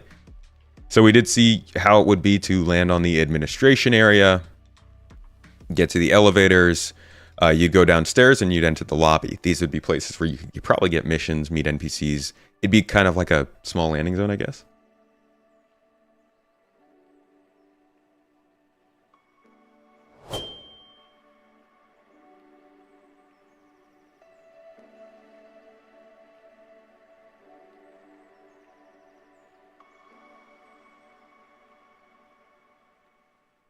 Quite a nice place to kind of look around and explore. Then you can take these elevators. Oh, nope, that's an office. Sorry. You take the elevators and they would bring you down to the underground part of it. Now, interestingly, this was in White Box last year, but they didn't show it to us with this updated panel. So, I guess they're hibernation mode on it, maybe. Landing pads in front of the lobby, specifically designed for smaller ships and ideal for short stays like pickup or delivery missions.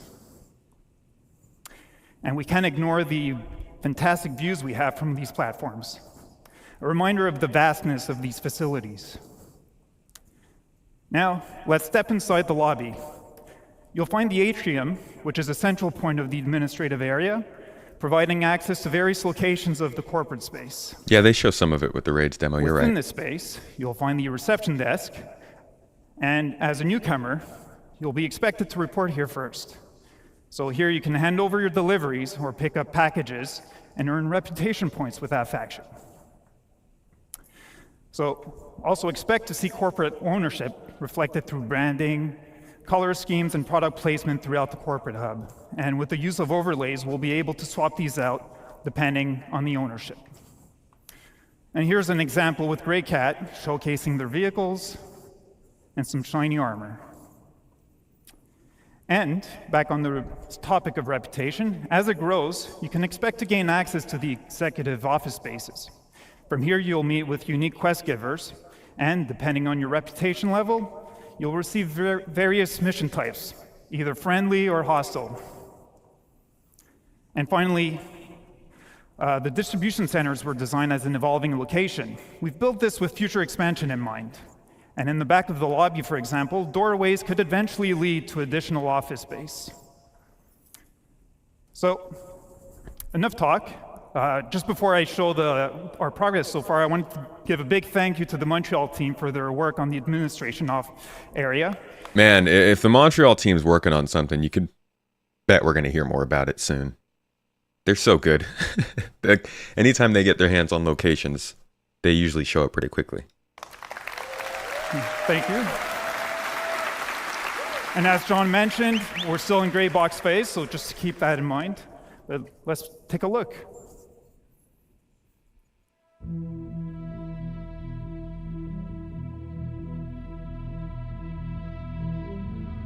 Yeah, I think they grew. Let me pull back up that clip we were just looking at. This is the first time we actually got a view of these things from the air. Let's see.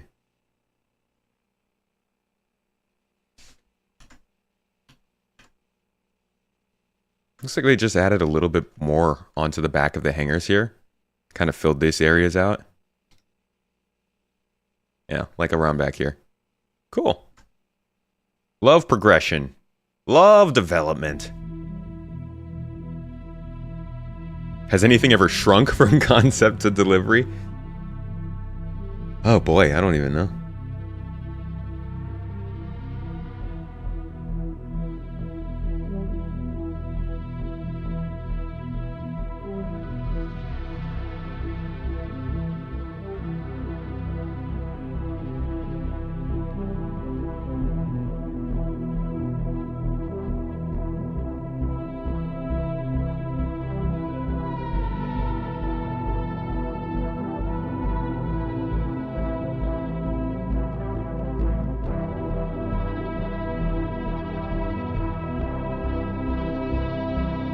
Look at this chump. Thinks he's big time because he can throw a couple rocks at a problem and fix it. Guess what, buddy? The Rock DS was not a fix. Y'all need to go back to the drawing board. Notice how they're not showing it off in the lobby. They're like, check out our Steve. Check out our PTV. Check out our rock. Check out our armor. I ain't seen no DS though. Shame. Ding, ding, ding, ding, ding, ding, ding.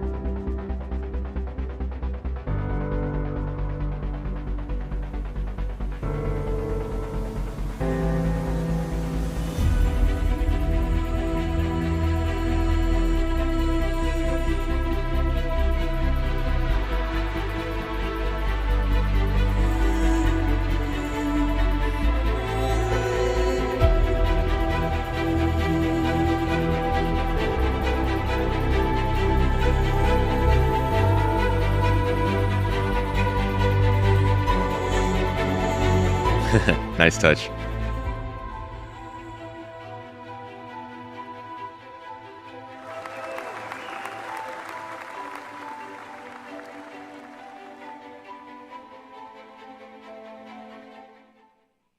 I love that we get a video of all this, and it's like, okay, cool, this is a great location, but like literally everyone is watching this little presentation, and we're like, sure, but what are we gonna do there? Thank you very much. And now let me welcome back John on stage. He's going to continue the presentation. Thanks a lot, guys.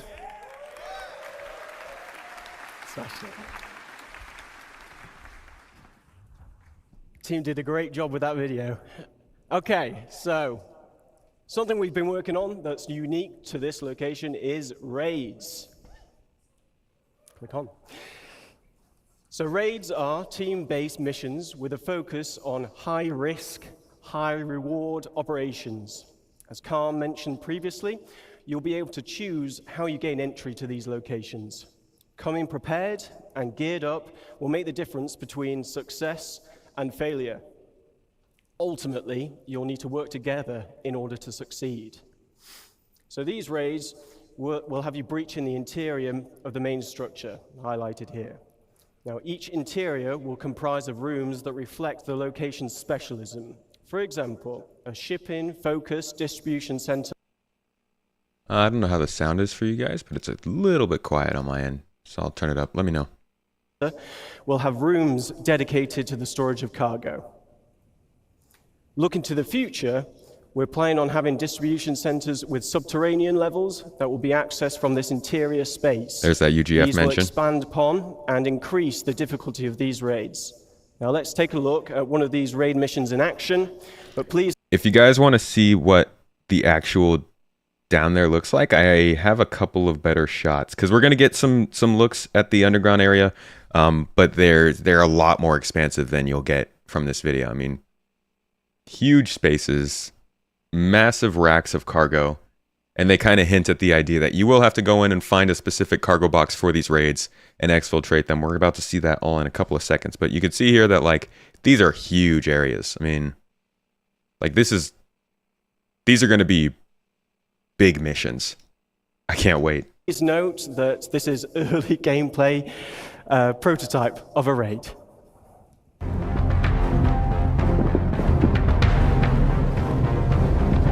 Like right off the bat, this is going to take so much more coordination than any missions we're doing, because now we're going to have AI shooting at us from the ground. Obviously the turrets are a thing. You have to navigate around a big structure, find a place to land, protect your, because now you got enemies right outside the ship, which isn't a thing. Civilians to take care of, actual objective to go and get, cargo to move. Like these are going to be great.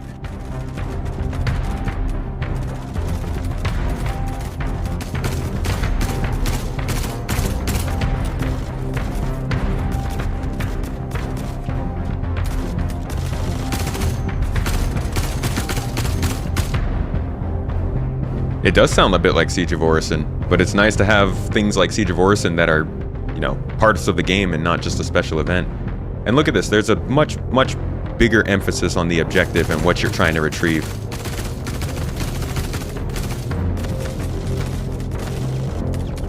Like imagine if they announced this and then said this was going to be a dynamic event. We'd be kind of bummed.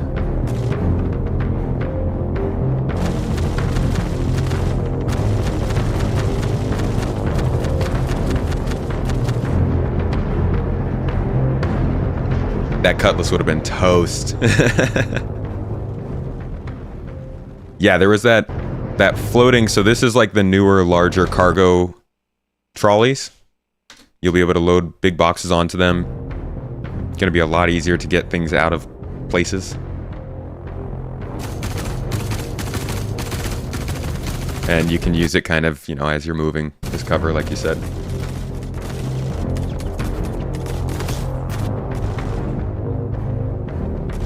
Oh, GII will have many outposts, my friend.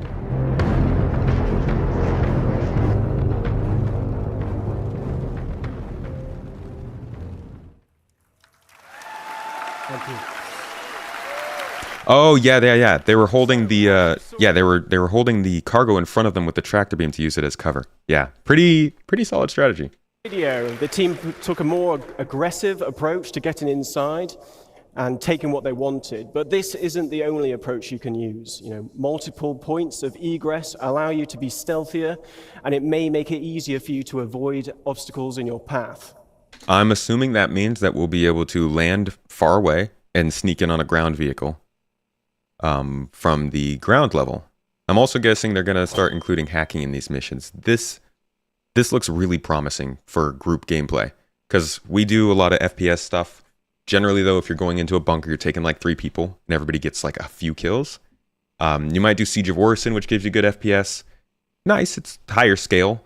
But as far as something that you want to be able to do anytime you're jumping in with like 5 players, this feels like the most appropriate thing. All the other missions always feel so small. This looks like it's going to be really good for bigger groups. Thanks for the subs, Shanks for Giggles, and Wardial. Appreciate you both. Thanks for the support. Now, reputation will also tie into these raids. Missions will have varying objectives depending on the player's reputation level, and dynamic events may also be triggered during the raid, so players will need to adapt to an evolving situation.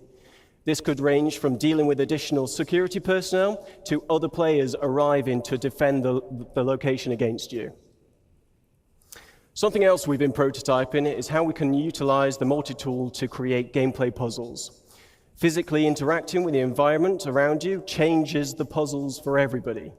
With multiple add-ons for the tool available, you may have to get creative when finding a solution to the problem in front of you. In this next video, we show you how using the tractor beam attachment can open up new paths to your objective, but it's up to you to decide what path you can create with what is available. Let's watch the video. This is pretty cool. This is, I'm not going to say this is like completely unique gameplay, but it feels original. It feels like more than just some simple obstacle. They're using specific gameplay elements to Star Citizen to do something interesting. I really appreciate that.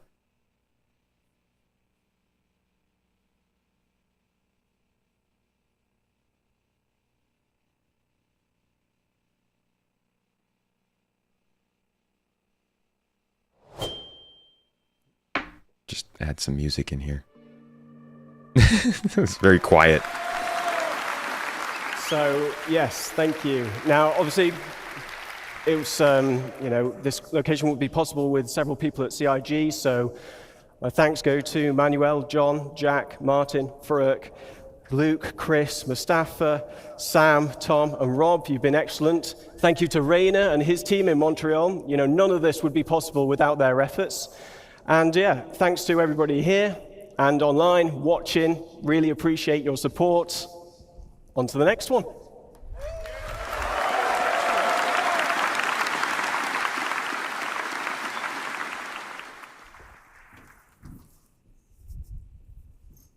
Hello.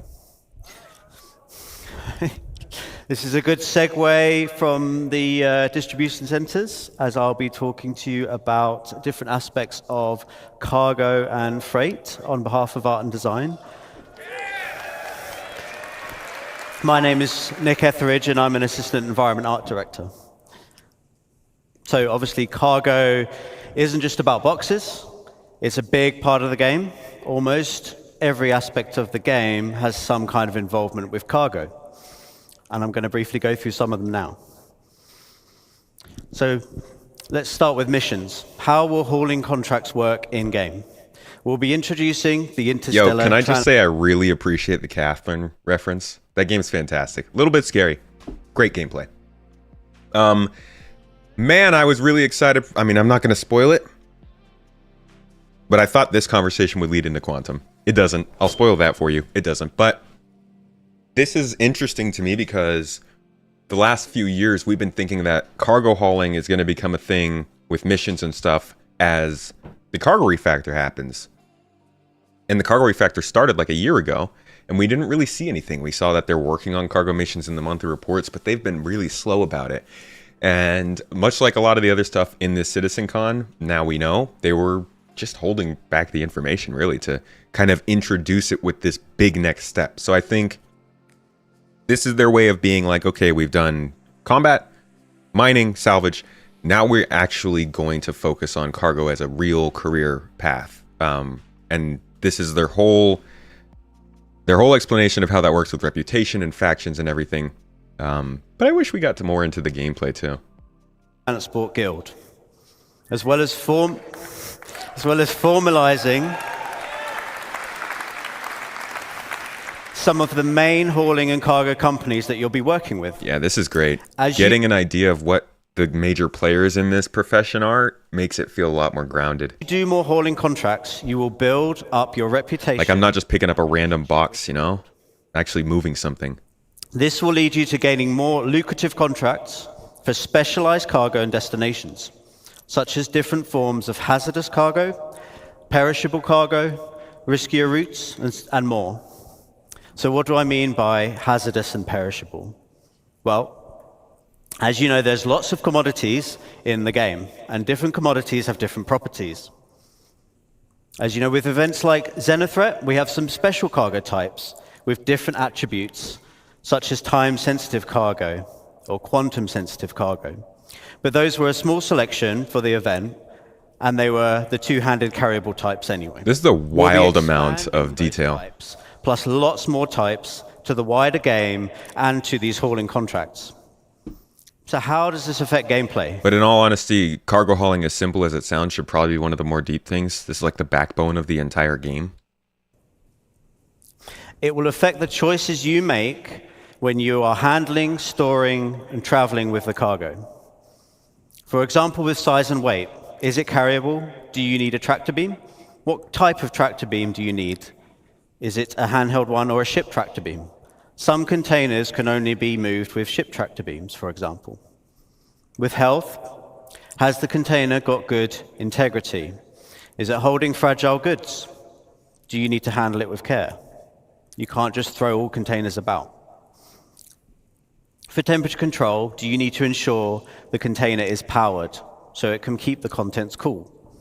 Or do you need to get to your destination quickly, otherwise the contents may perish? For security, can the container be locked or hacked? Can the contents be scanned, or is the container tracked?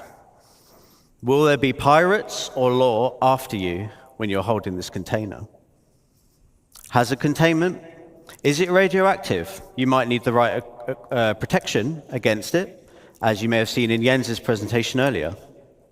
These are unfortunately all concepts, so this stuff, you know, we don't know how far away it is, but it's not in the same state as a lot of the other stuff we've seen. One thing I'm considering here is that they mentioned size weight instead of size mass, and he mentioned that it would be heavily based on, you know, which size tractor beam do you have? Can you lift this box with it? And kind of the omission of talking about mass being a thing, or like what material is in it, and that controlling the mass is interesting, because that's a detail that I think they were going to focus on. Also, they didn't really talk about mass changing your ship's flight, which is also an important thing with cargo hauling. So a lot of this stuff still seems to be rather conceptual. And it explode. You might not want to put these containers on a more exposed section of your ship.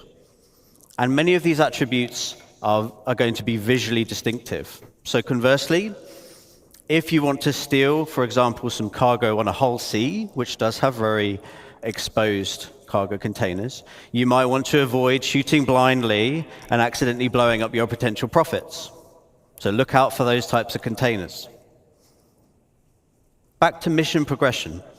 We'll be introducing perks and rewards as part of fulfilling contracts and raising reputation with these companies.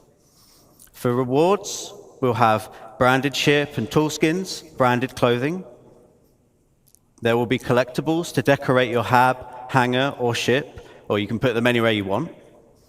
And there'll be more exclusive rewards that we'll be revealing later. Thank you. For perks, you'll get access to more items in shops and discounts on specific items. And all of these rewards and perks you need to earn in the game. You cannot just buy them. Yay! See, that's good news. That's great to hear. I would love to rock some Crusader skins on my pajamas.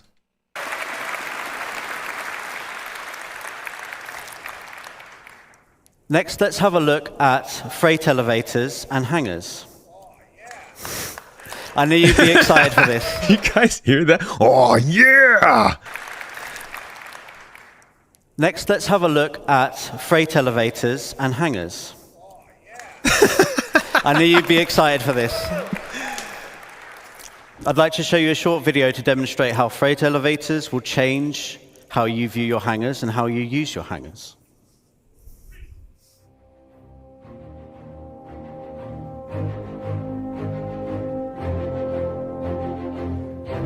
It's nice to finally see this in game. We've been waiting for this for... God, I feel like I said about everything. Let's just continue.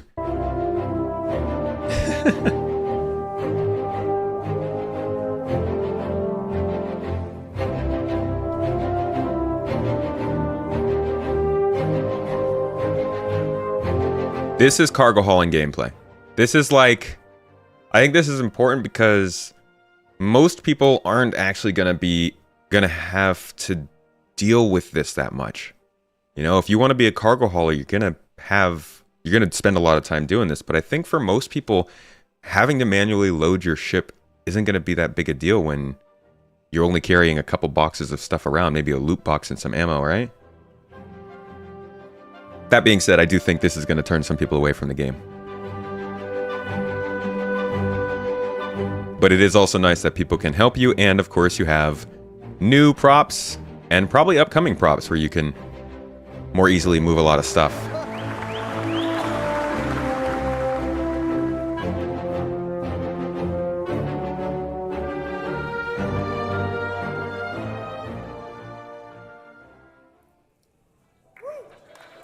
No. They use such a good song for this. The freaking crowd, oh my god.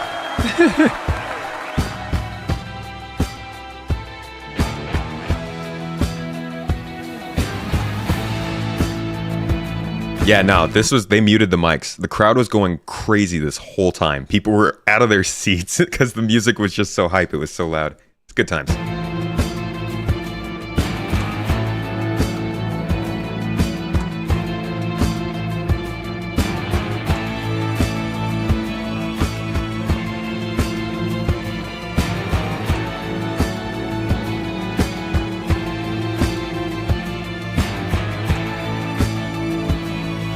So we talked about this. They brought it in game. We saw this in a monthly report and they brought it in. So it does seem like this is sort of like a ship kit. It's not really something you take into the field. Maybe you take it into the field, but it feels like a ship kit that you like outfit every time you're on a landing zone maybe.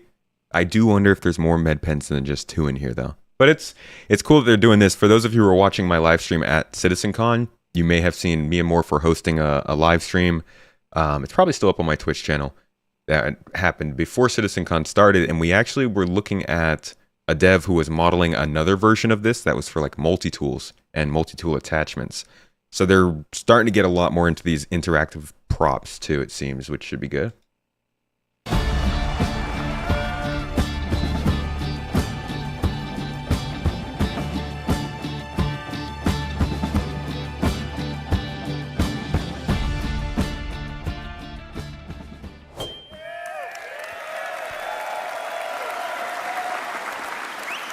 Ah, this is lovely. Thank you. Thank you. So, as you can see, hangars, they will become persistent and personal, meaning you can stay there as long as you want. Whatever you leave there will persist and will be yours to use as you see fit. Your hangar won't just be a place that you leave from in your ship. It will become a key base of operations to handle your inventory and storage needs, and you'll be able to request your ships from an ASOP terminal from within the hangar itself. Oh my gosh, that's so nice. The quality of life in this game is about to skyrocket. Although we don't need the sky, we need the quality of life to go to the moon. But we're getting there. It's going to go up a lot. Just saying that. Location inventories won't be magic and instant anymore. This means that the freight elevators will be one of the main ways you interact with your local inventory. Items stored at the location can be requested via the elevator kiosks and will be brought up in a physicalized state to do with as you want.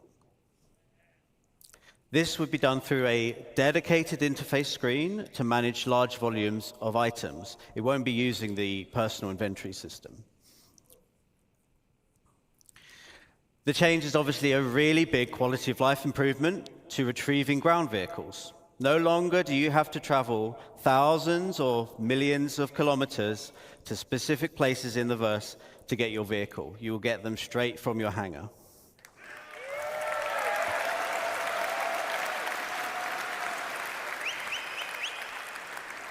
You'll also be able to bring up ship components, so your hangar is now more of a maintenance bay and outfitters where you can do repairs and swap around items and things like that. So in short, persistent player hangars in combination with freight elevators will dramatically change what you can do in your hangar. It will be a home to do as you want, which has always been the dream. That concludes my presentation. Thank you very much for listening.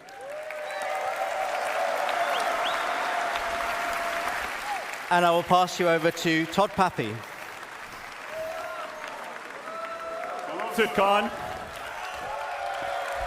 So that was like an introduction to the freight elevators and stuff. It definitely gave me the vibe that it's going to be a little bit longer out, probably not by the end of this year, but the freight elevator stuff looks good. It was just an introduction. I'm guessing we'll get more updates on ISC. But then Todd came out, which means something usually pretty big is going to be announced. Come on, I can't hear you. All right, there we go. So, we'll be talking today about something special. It's an update on something that we talked about a little while ago, but we feel it's the future of Star Citizen, and it's the culmination of multiple different game systems coming together. So why don't you play the video? I like how he's just casually like, okay, go ahead and play this.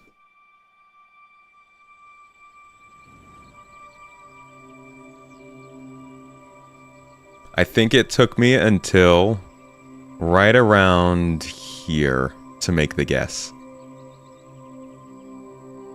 Just didn't make any other sense for a bunch of boxes and a ship to be out in the middle of the forest, right?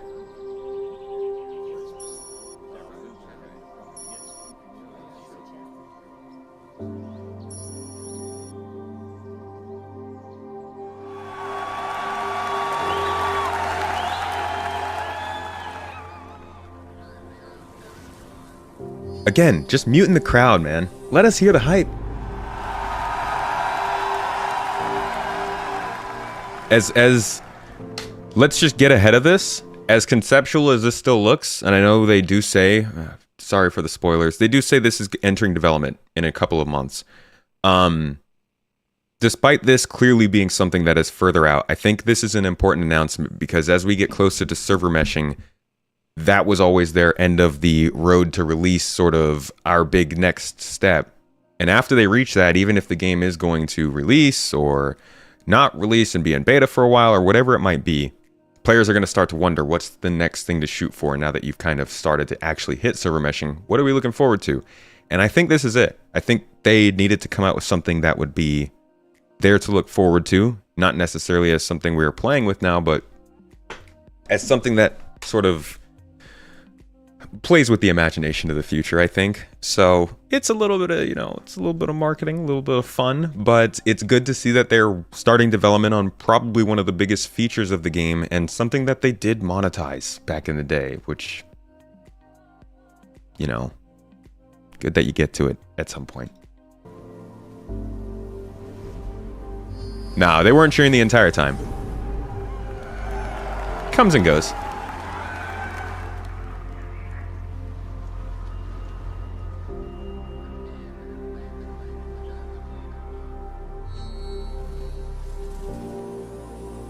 In its base form, I don't think this will take long. But to do ground mining operations like this, I think it's going to take a little while.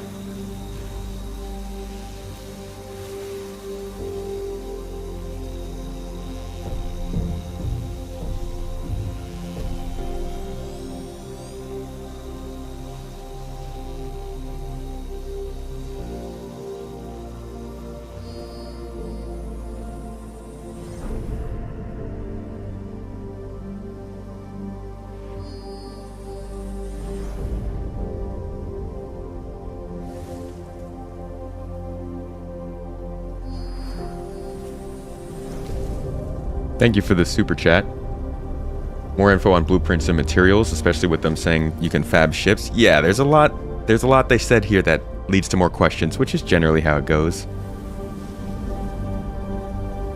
But this is also something that this isn't like feature creep. Base building was something that's been talked about from very early on. So the idea of this is something they've been hopefully thinking about, but I'm guessing it'll just be like base shields and stuff that helps to protect.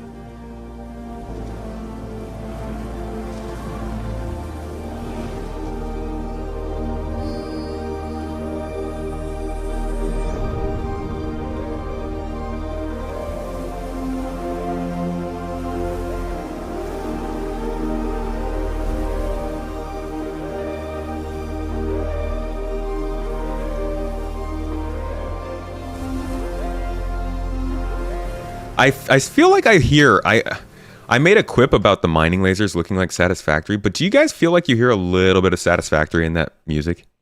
That little like flowy, high-pitched sort of sound that comes in here? Right there. That one.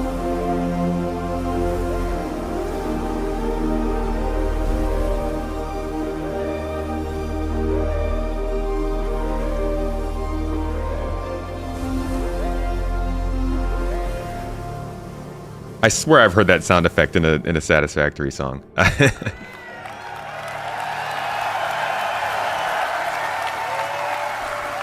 Yeah, kind of siren sounding noise.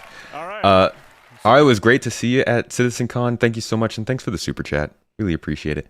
It was good to see the whole community at CitizenCon. It was pretty hype. Base building. All right, it breaks down into two really large gameplay sections: planning ahead and prepping. And then you've got the on-site where you're actually going to build.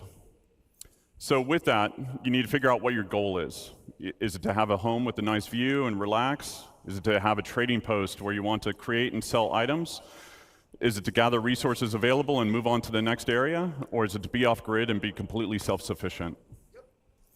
So with that, with your prep and everything like that, we've got blueprints. So the recipes, everything in the game is fabricated from a blueprint. Yo. Players acquire blueprints via reputation rewards. That's crazy. We were all guessing maybe crafting would be like, oh, you know, ammo, maybe a missile, components would be good. And they just come out and they're like, yeah, everything in the game you can craft. What? Everything? Everything in this freaking game? Oh my god, how long is that going to take? Hopefully not too long. I don't know how long that could take, but that's pretty freaking wild. People are going to be only crafting. We're going to have crafters for our org that just sit in a base and pump stuff out that we take and ship across the star system. Holy crap, this game's going to be wild if this stuff works. Or rare NPCs. With any blueprint, you can actually do research on it and then create different variations.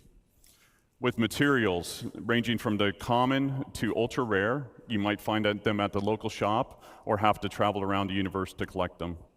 Unrefined, refined, simple materials, or even complex components will all go into the fabrication. With this, then you got location, location, location. First area is high security, so you must purchase the land. The base is actually invulnerable because the planetary shield tech.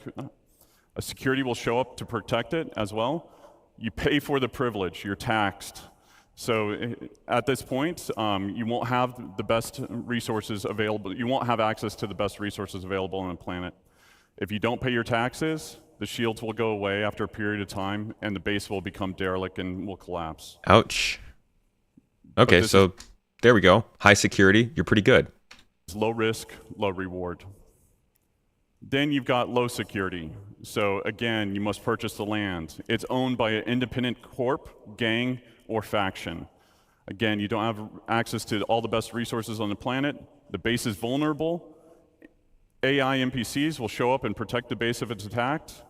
The protection will escalate over time. Player can also build defenses to help mitigate this as well. And then it's medium reward, medium risk. Cool. Then you've got lawless. So this is no protection other than what you build. This is where the orgs are probably going to be doing most of their stuff, I imagine. There's shields, anti-air. Because, like, you're going to have to protect your base all the time. No? He did just say invulnerable? I didn't hear that, but on low security, he said vulnerable, so I'm guessing, yeah, high security, invulnerable. To be quite honest, I'm fine with that as long as the invulnerable takes place as, like, shields that just can't be breached, you know? The UEE has these amazing shields. Oh, they're so strong. Bases are invulnerable there. Let the players have their base and not have the risk. Otherwise, yeah, vulnerability. And in no security areas, oh boy. Players can disable the shields by getting close to them and destroying them. High risk, high reward. Since there's no taxes, no protection fees, you get a high return on the resources that you collect. They're really starting to set up high security systems as like, here's your like basic Star Citizen experience. Do all the stuff. You're pretty safe. Things are pretty normal. And then all of like the more in-depth players, it feels like are going to be more in like systems like Nyx or Magnus. Magnus probably has high security. I don't know, maybe. But like it definitely feels like they're starting to set up archetypes for systems that certain players will want to be in, which is cool. There's some cross-shard and server meshing considerations that will kind of adjust this design in the future, but we'll get into that later once we're really building it. So from here, you've got the tools. So this is what we would consider a surveyor. With this, we want to actually cater to everybody's playstyle, whether you're solo or in an org. With this, you got different buildings that you can produce, from small, medium to large to XL or XL. So with the surveyor tool, you can only build the small buildings. With a vehicle, you can build. Okay, so is this? I'm guessing this is the surveyor tool. That is very small. You could pop this on like a cutlass. Go out and start building stuff. So with the surveyor tool, you can only build the small buildings. With a vehicle, you can build small. It's an interesting Atlas platform concept. Wonder when they'll introduce this. Small and medium-sized buildings. With the Galaxy, you can build small to large structures. So this will be that fourth module for the Galaxy. And then obviously with the Pioneer, Pioneer can do it all. And it still works as a mobile base. And we'll talk about some of the more expanded features that we're adding to it in later on. Yeah, I'm betting the Pioneer is going to be a little ways away. But I could see this surveyor tool and maybe this ground vehicle tool actually not taking too long to show up. And then it's also, we're exploring what can be done in space, not just on the planet. That's a big statement. Player-run space stations is going to be... How the hell is that going to work? Different sectors of a star system where people can have stations. Like, what if you build your station right in the middle of a trading lane? everybody has to fly around you. That'd be terrible. But obviously that won't happen. You set off on your journey. So with the land claim, you put your tool down where you want. You launch the drone that is built into the machine. And then from there, this allows the player to access the base building and also land claim mode. With the land claim modes, the player can actually change the size and position of what area they want to claim, and it also shows you the cost and taxes associated with it. If it's in a taxable zone and you don't own the land, this interface will default to it. So if you own the land or it's in a lawless area, it'll automatically go to base building mode. So with the overhead view of the land, you can actually place down buildings exactly where you want. So that's key. We're going to get to take sort of like an RTS view, like probably a really close scale real-time strategy view in Star Citizen, right? That's basically what he said, at a top-down view. That's going to be interesting. Yeah, it's a ways out, but I think this first version is probably going to be closer than something like the Pioneer or Galaxy. All this area, it'll automatically go to base building mode. So with the overhead view of the land, you can actually place down buildings exactly where you want. You can see the resources beneath the surface, and then you can also place multiple buildings before you actually build. So you can see how it will all kind of come together. You'll see the resources that are needed for it. Wait, can you do that in Satisfactory? You can also switch back and forth between different modes, which are showing off the resource network and how you link basically power generators to consumers. And then the player can move or deconstruct existing buildings right now with no charge. Interesting. Oh my God, there's your exploration. There it is. People finding resources on planets and then selling the locations for bases. It's like one of the main loops, gotta be. Fabrication. So when you basically build these buildings, they don't come with any furnishings. And if you didn't bring any with you, then you want to build a fabricator. So depending on what you want to build, there's different sizes of them that support buildings from decorations, armor, weapons, components, and even ships.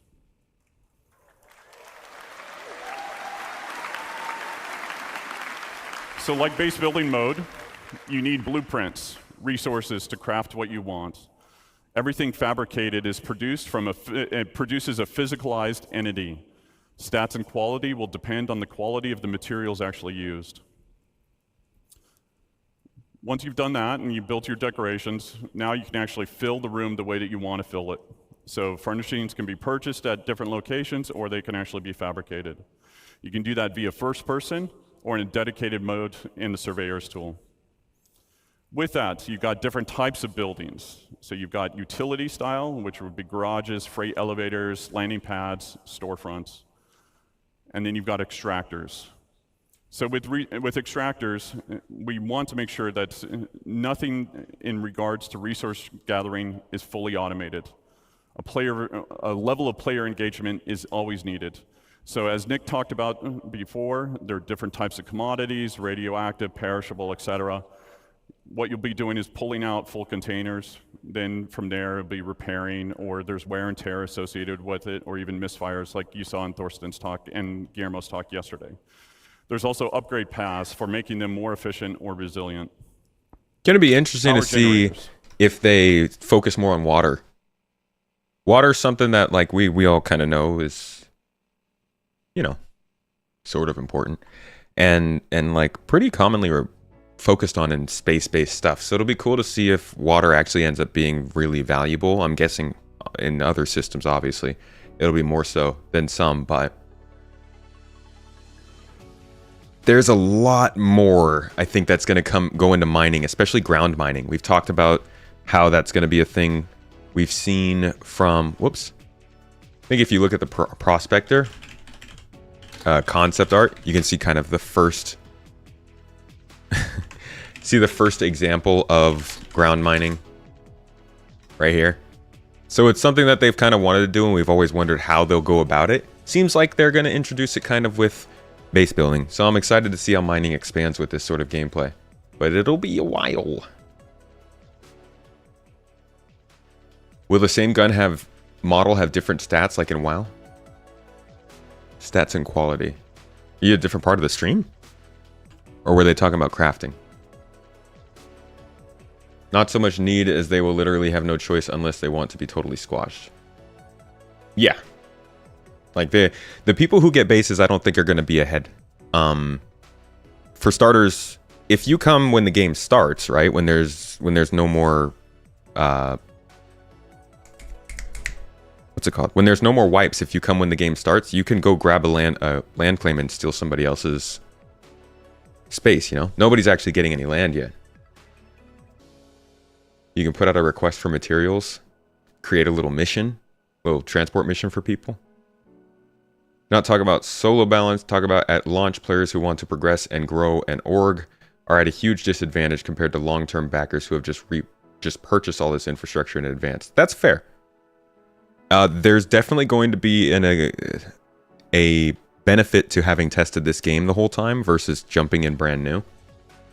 That'll be kind of unfortunate, but I don't think that's specific to bunkers or bases.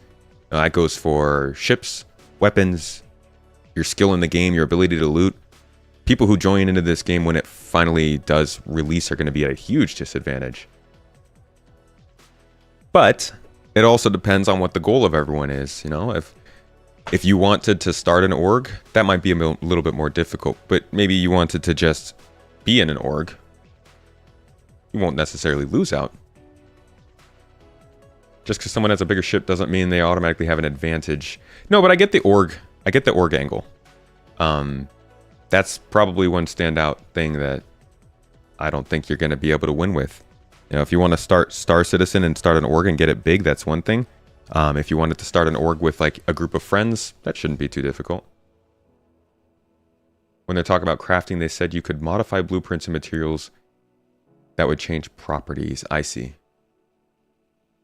How big are claims? They showed a screen earlier. We're at 36.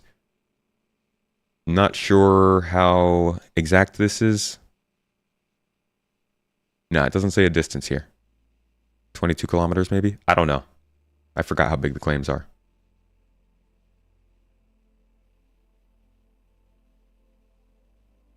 Jumping in for the first time, though, one may not be able to afford the upkeep of their Kraken that they purchased. Yeah. The whole pay-to-win thing is going to bite them in the ass? You mean like paying for ships?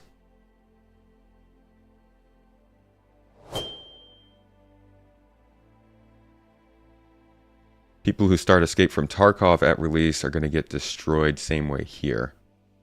I don't think you're going to be at that big a disadvantage. Look at how they're treating high security systems, you know? It's going to be... I think you're going to be pretty fairly equal in high security systems. And if they can put in a lot of the sort of equalizing features like engineering and stuff, that also helps a bit. I think there's going to be some power disadvantage for sure. Just with more powerful ships, you know, you have an F8, you're going to be better than the person who has a Hornet, unless they're a really good pilot. But they could mitigate it at least.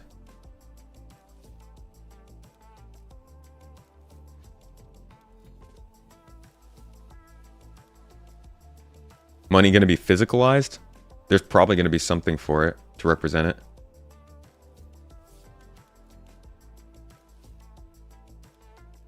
All that player needs to do is go buy an F8 then? Oh yeah!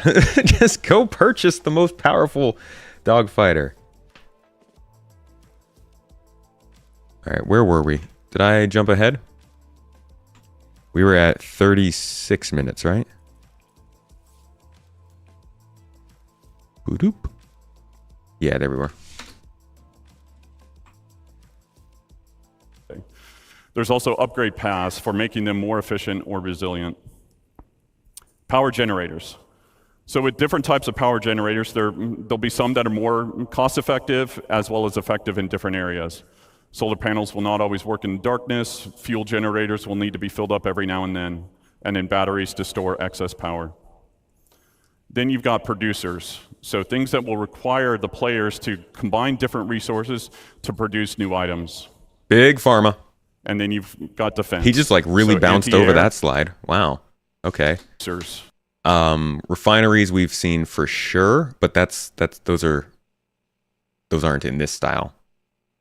Pharmaceuticals will be interesting. Folks, the Garden is going to be the biggest cartel in Star Citizen.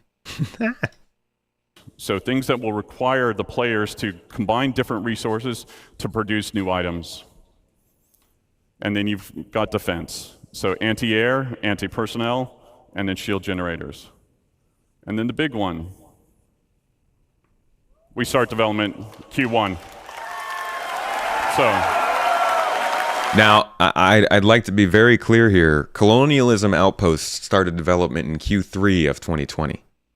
So starting development in Q1 is really good. That means that this is something that is current for them. It's not a concept, but it doesn't necessarily mean it's coming soon. That's me. Thank you all. Thank you for coming. It's wonderful to see you. All right, so that's the end of that panel. This was a really interesting one. Yeah, I think the FPS one had a lot more better sort of like additions. But the stuff we got to see here says a lot of really good stuff about gameplay. Normally I would be like, oh yeah, show us more missions. We need more missions. But like just the fact that this is in game, or this is like what they're focusing on, I would take this kind of a thing over 3 different new mission types, you know, because this looks like it can play out very differently depending on what you're doing. And then we got, obviously, a look into cargo, but this is more conceptual and base building. I think this panel is one of the most conceptual panels in the game, or in the whole thing, which is why they kind of saved it towards the end. But this one also introduced a lot of the stuff that makes people happy, gets the people going. You wonder if players will be able to create New Babbage or Lorville one day? We dual universe out here? They didn't say they were already working on this a long time ago. No. They've never worked on base building for us. They said that the Rastar tool would be used for base building at some point. But they're still building that out for themselves. How do you join the org? Just type in !org.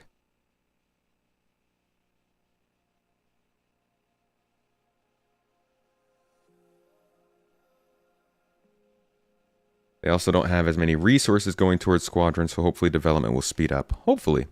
Yeah, we'll see how that goes. I will wait and see what the results are of this supposed developers moving over to the PU.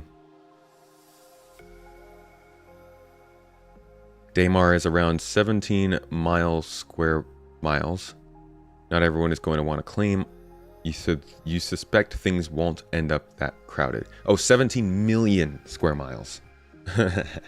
It's a lot more than 17. Yeah, there's going to be a lot of space. We had like somebody was in here a couple of months ago saying that there would be no way for them to do it. But I don't think it'll be a problem running out of space in this game. Their planet team is so far ahead. I mean, doesn't mean they're going to get the planets into the game, but they're probably already... The planet team is probably already working on whatever's coming after Nyx. Which would mean we would have... Again, this is just planet. This isn't factions and all the other stuff. As far as planets go, and systems that would have planets mostly done, not all the way done, but mostly, we would have Stanton, Pyro, Nyx, Odin, and Vega. Probably... I would assume those would all be done planetary-wise in the next year or two.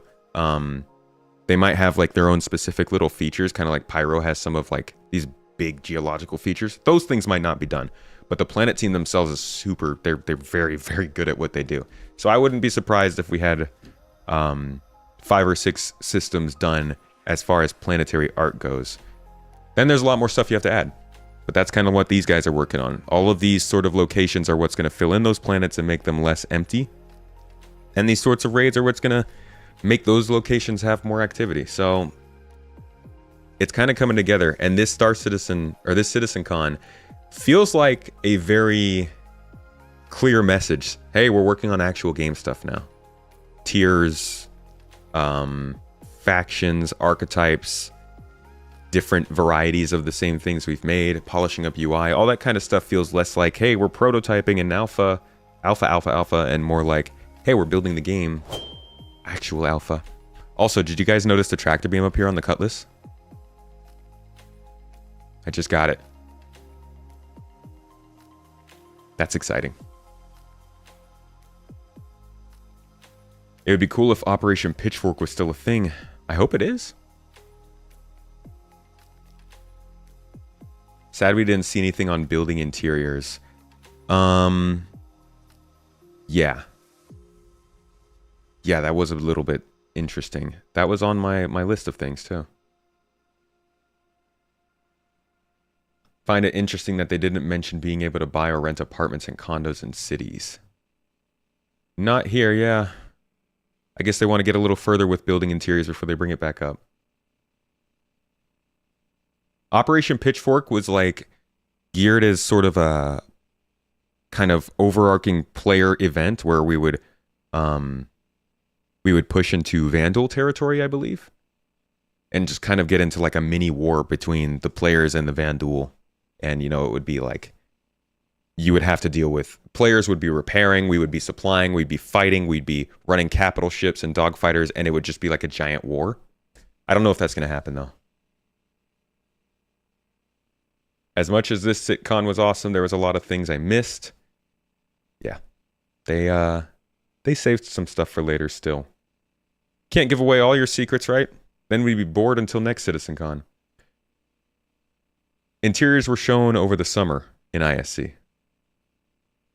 It seems most of the stuff that they showed us progress on over the last 4 months didn't show up at citizencon. Some of it did, but a lot of it ended up not.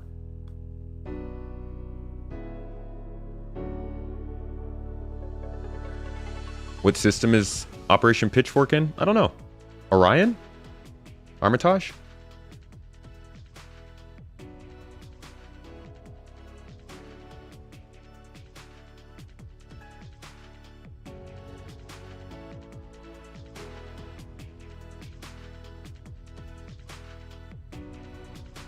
Orion, okay. Imagine GII trying to participate in Operation Pitchfork. Hey man, we're building up our combat forces. Oh, you thought it would have been Vega. No, Vega remained in human control, I thought. The tractor beam, will it rotate down to move items into the ship? Yeah, you could probably turn it, right? It looks like it's on a swivel. So you could probably turn it sort of sideways-ish to move boxes in. Do I think they'll bring in the systems from Squadron into the PU at release? I think they'll probably have to do a little bit extra work on it to get it past the stage of Squadron. Who knows? It's up in the air whether they'll do that before Squadron comes out or after. If they did it before, it'd be nice. That would give us 5 systems, right? I just went through it. Stanton, Pyro, Nyx, Vega, Odin. Yeah, we'd have 5 systems in 2 years if they did that. But I don't think it would come out immediately.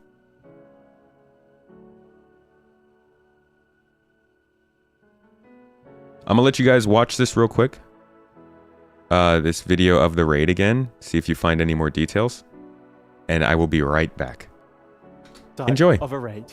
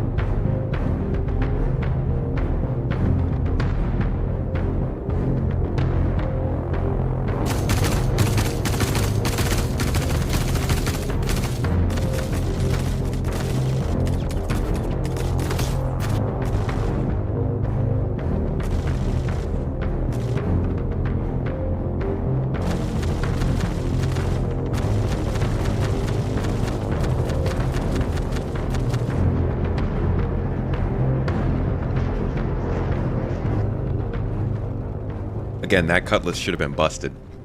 I don't care what you say, it's a cutlass, come on.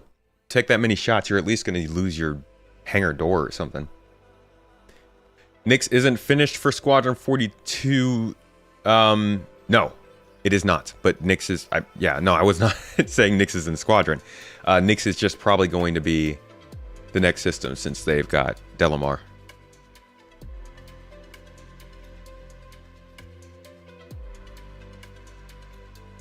After Squadron 42, there's already a Chapter 2. Yeah. But I don't think... I mean, they're not...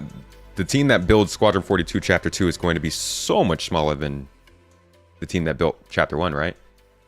Like, they basically... The team who built Chapter 1 had to also build the engine.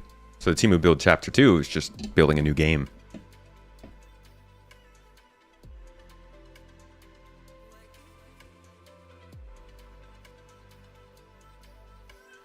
Would think most of the squadron systems will come to SC pretty soon after.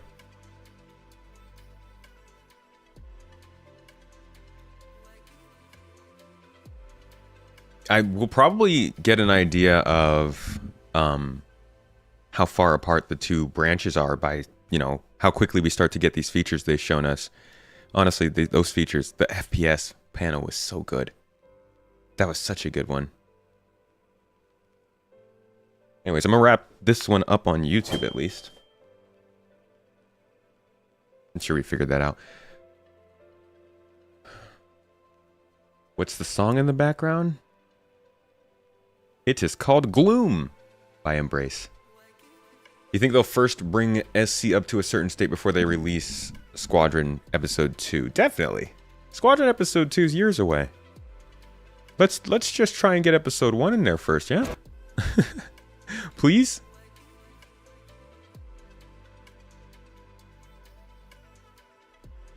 The assets are there, so cross-integration on the same engine should not take long. Holmes, I don't even know. Don't ask me. You still say Magnus will be in shortly, since it's so similar to Nyx?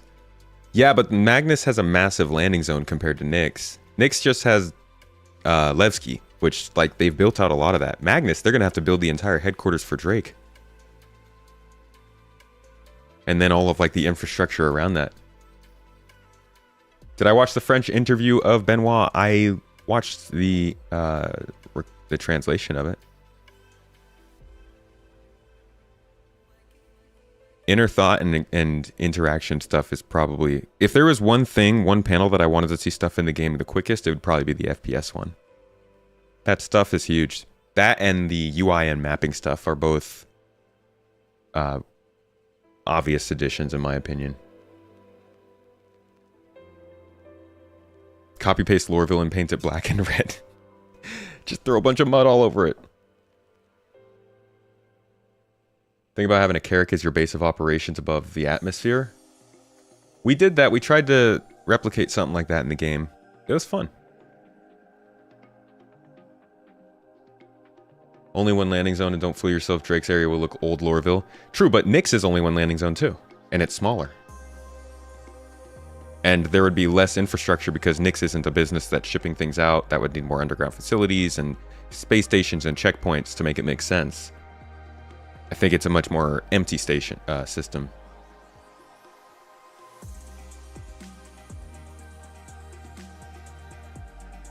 Just me, or does the new UI look controller friendly? They've always kind of been controller friendly. Like the interaction wheel, I think, came off as very much a push in that direction. But the rest of it...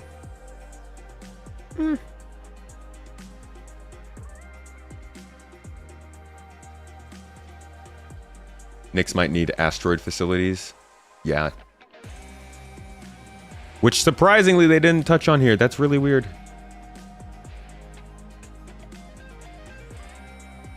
You're still confused on why they spent so long on hair. It's nice, but 35 minutes on it and 4 minutes on the new EVA system.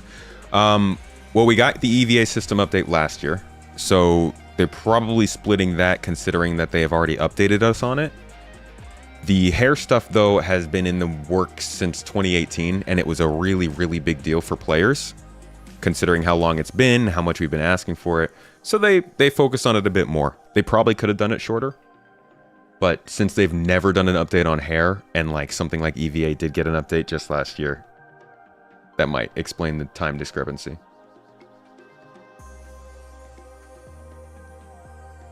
Yeah, we might see systems with low numbers of major landing zones. I just think Nyx will be before Magnus.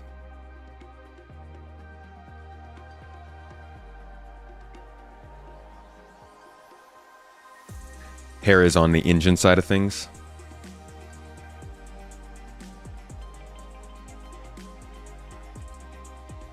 The old wheel helped, but it was still cumbersome. I can't wait until I can play this game on a controller more easily. I'm not diehard controller, but when I'm doing just normal walking around, maybe shopping, maybe some exploration gameplay, platforming, I probably want to use my controller. FPS, mouse and keyboard, flying a ship, HOTAS. So I will be happy when it's easy to hop on a controller and not have to change the controls too much. Hair tech's always a big deal in the game dev world. They always love to seem to focus on it.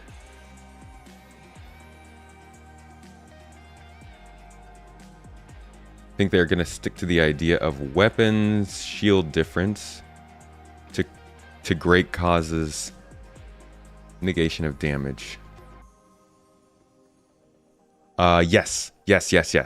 Absolutely. Armor is going to make it so that lower caliber bullets aren't as effective against big ships. Hair's hard.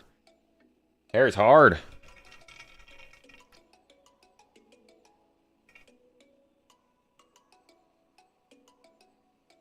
You think a Squadron 42 release next year? My best case scenario for a Squadron 42 release would be an announcement at next CitizenCon for a release in like Q2 of 2025. And even then, I would still say wait for holiday 2025, because I really, really want them to get this right. Don't rush it. I love what I'm seeing. I can't wait to play it, but please don't rush this. Please don't crunch your employees. Don't burn people out. CIG is in such a good place. If they get the changes they're talking about into Star Citizen, the player base will absolutely be fine waiting 2 years for Squadron. I think a lot of the reason people are interested in Squadron after this last demo is because it looks so much better than Star Citizen to play. But if Star Citizen played like what we saw in Squadron, I think that the patience would be a lot higher for Squadron, and they would be able to give themselves not only more time to make Squadron, but also sales for this game go up whenever the game's better. So there's no doubt in my mind that if those features come into the game, the funding will go up next year, which means, a little bit easier, a little bit less pressure on the chest to get Squadron out so quickly. Yeah, botching the release of Squadron would be rough. I used to think that Squadron just had to be a decent game, but after this weekend and the standards it set, now, yeah, it's got to be a very good game. Like 90 plus. Infernus think there's some kind of contract with the European government that requires the game to be released by 2024. That sounds like a crappy contract. Might as well just get a publisher.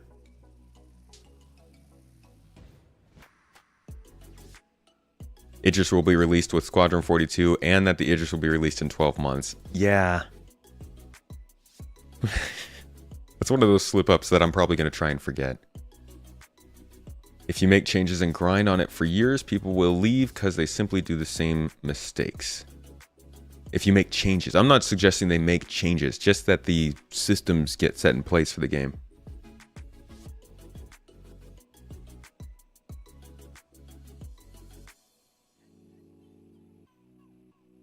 Funding for October skyrocketed, did it really?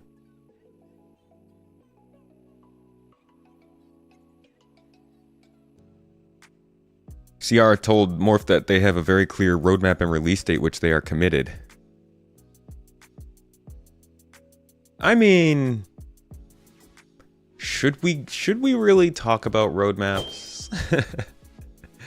I'm on Star Citizen's Twitter. I thought I heard that. They got my big ass smile from the Squadron 42 demo on their page, I guess.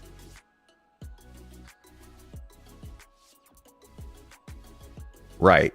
Expected it to be decent, but then we saw this and it's like, okay, you guys got a lot more to live up to now.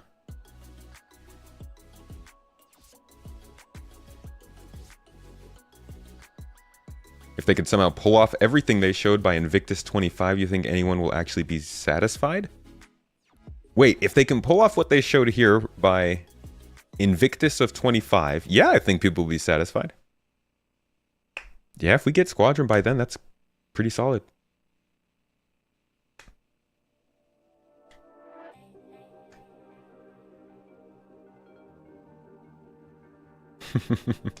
That's okay to not believe in the dates. Perfectly fine, guys. Remain skeptical. Wait until it's in your hands. That's no problem. I'll deal with all the speculation.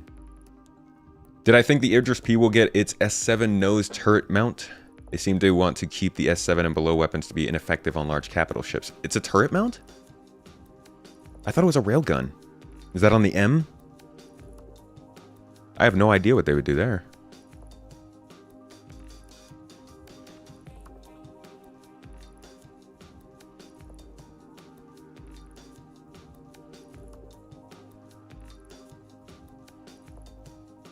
You want Squadron by end of 24, no later. What if that means it comes out less stable, though? You want all of it within 12 months? I don't think all of this is going to be here within 12 months. I need to hear the quote of what they said, because I highly doubt that they expect base building to be in the game in 12 months.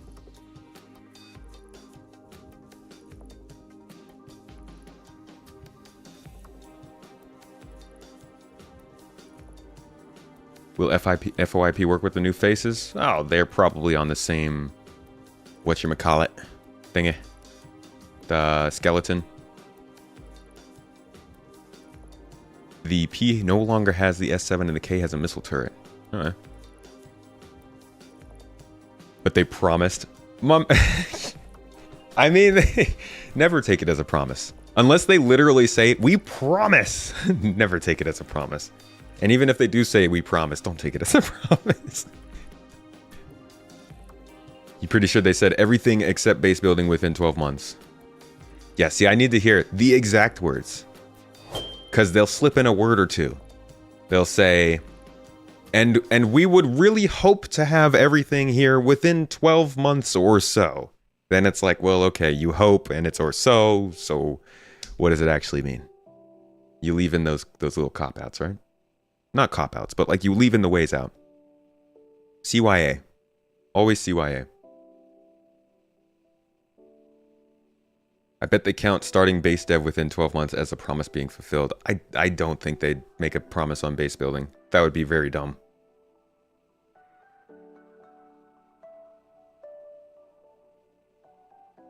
Watch the CR part. I'm watching them as they publish them. I'm pacing myself.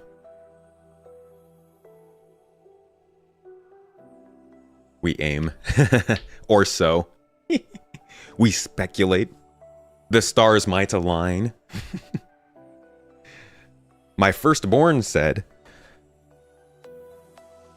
you could see base building coming. Starfield blew it, and now I don't think they blew it, man. I don't think Starfield blew it. I think they made a game that didn't end up meeting everyone's expectations, but it's still a fun game. That being said, I haven't actually gotten that much into base building in that game. So I don't know what it's like in that one. It does give Star Citizen a chance to double down on it, but I don't think it's going to be anytime soon.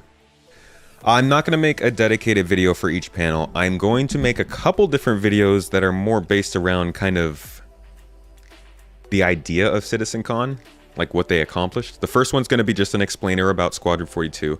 The next one, I think I'm going to make one about the improvement of tactility and polish that's coming to the game. And then I want to make another one that's kind of just focusing on how they've changed the event citizencon itself and why this one was a success.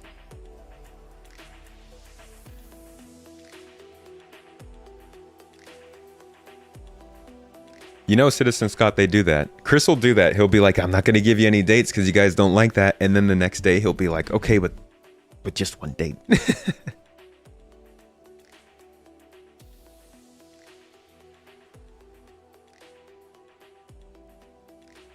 Yeah, they said they'd start base building next quarter. Got so much hate for being a Bethesda game. Yeah, it really did.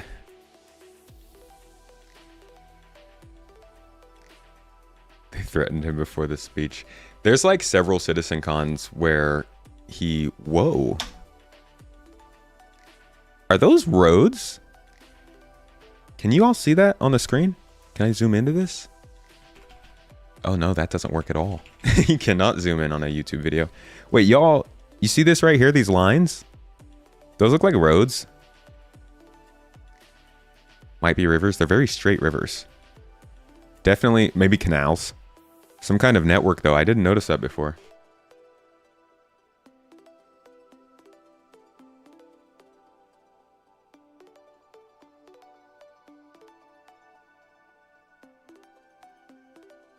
Seams? Somebody just folded this landmass out. They look like fault lines. Y'all see some very straight geological features. Either way, interesting little detail down there. I never noticed that before.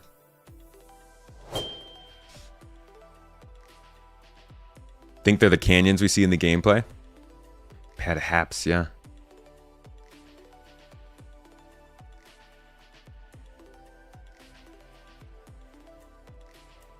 That's a great shot. All these shots are really good.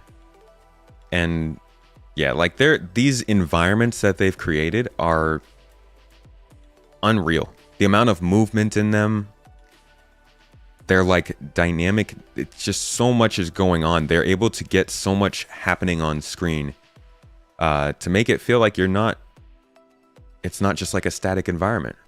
And I think that's one of my favorite parts about this. I know some people really don't like that. Might feel a little too busy, maybe a little too much. I really like it though.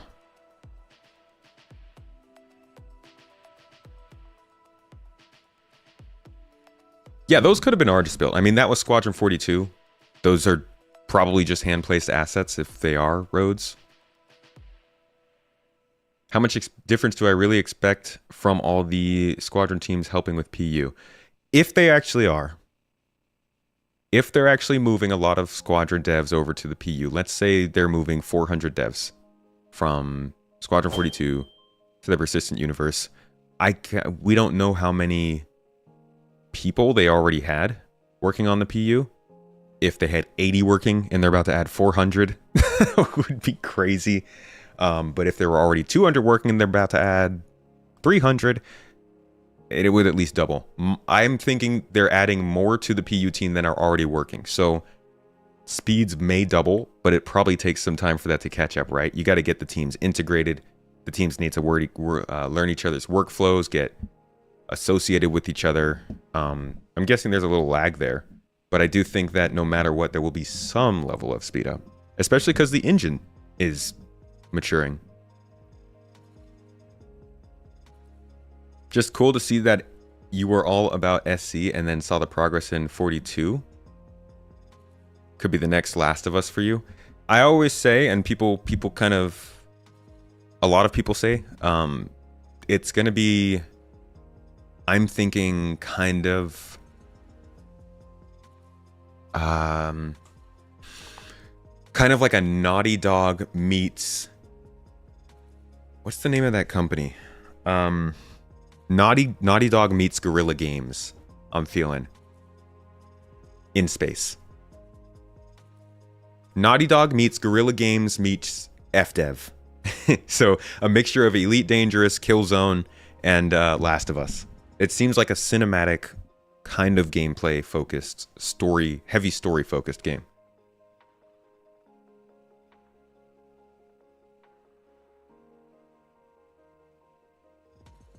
Squadron teams are described to be fully self-sufficient now. Okay. Yeah, I gotta check out Morse video.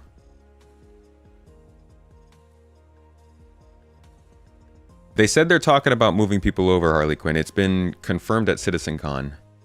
But also remember that Squadron 42 Part 2 won't have to develop the engine that uses all these systems. They just have to develop the game on top of it. So it'll take a lot less people. How big is the team working on Squadron and Star Citizen? It's a pretty big team.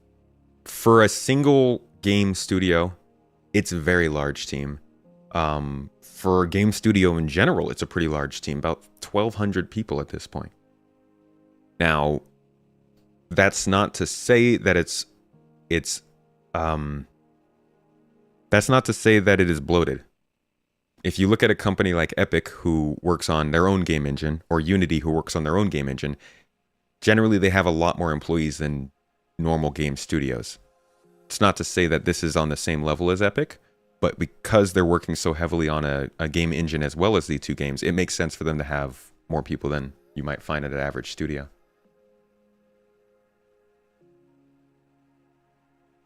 Uh, 1,300, 1,100, kind of been throwing the numbers out there, yeah.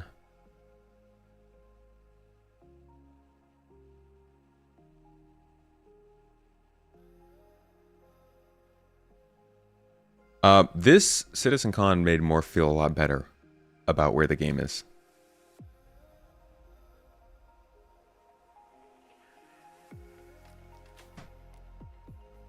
That assumes they won't have a stack of new features they want to add for Chapter 2.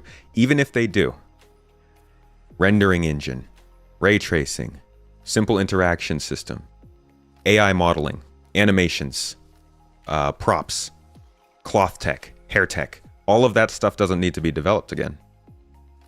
And like, look at how much they focus on those things. Those have taken a ton of development time.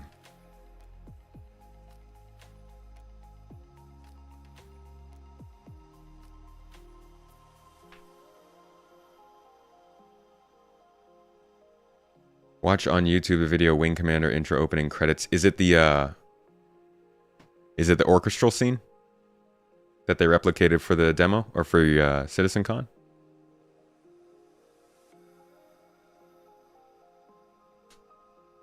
Picking up the CryEngine developers helped them a ton with this game.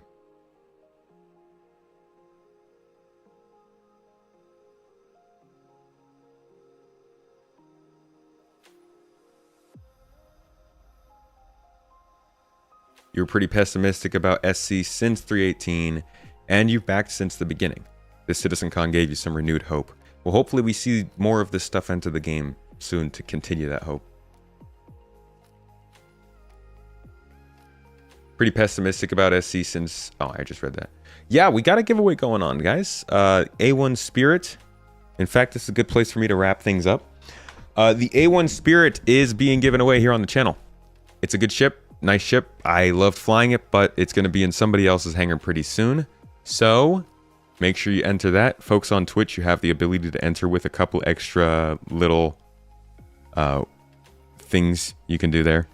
And there are a bunch of different ways to get into that. So exclamation point giveaway. If that doesn't pop it up, look down in the description below or go to spacetomatogaming.com/giveaways. But I am about done, my friends. Thank you all for coming. Yep, given to us by CIG to give out to you guys. Thank you all for coming to the stream. I hope you learned some stuff here. We went over 2 panels, so we're going to have to slow it down next week. But I hope you got some good info and learned something about Star Citizen. Maybe you got to vent a little. Maybe you got to, I don't know, ask about any conservatives with blue hair. I don't know. Whatever you got to do, though, I hope you enjoyed your time here. Let's see if there's anybody over on YouTube who might accept us. The YouTube rating feature is a bit annoying. A channel has to approve you before you can actually send your people over to them. And it looks like I've got nothing.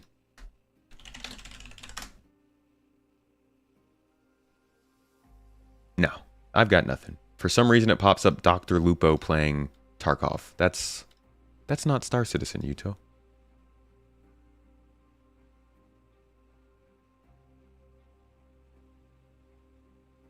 Love y'all. Oh, is that the all right, 12 months clip? We'll listen to this real quick. I'm probably going to listen to this. I mean, we're going to get this at some point whenever we get back into the closing ceremony panel, but let's listen to what they say here. Thank you for the clip, by the way. And a lot of what you're going to see is going to be coming into Star Citizen over the next 12 months. Even a few little things will come into 322 at the end of this year. But definitely next year, a lot of what you'll be seeing will be coming in, and it's going to make a dramatically different experience. See, he's definitely saying, he's definitely being very, very clear to say a lot and not all of the things or even the things you'll see. He's certainly leaving room for them to not have to deliver all this. Is going to be coming into Star Citizen over the next 12 months.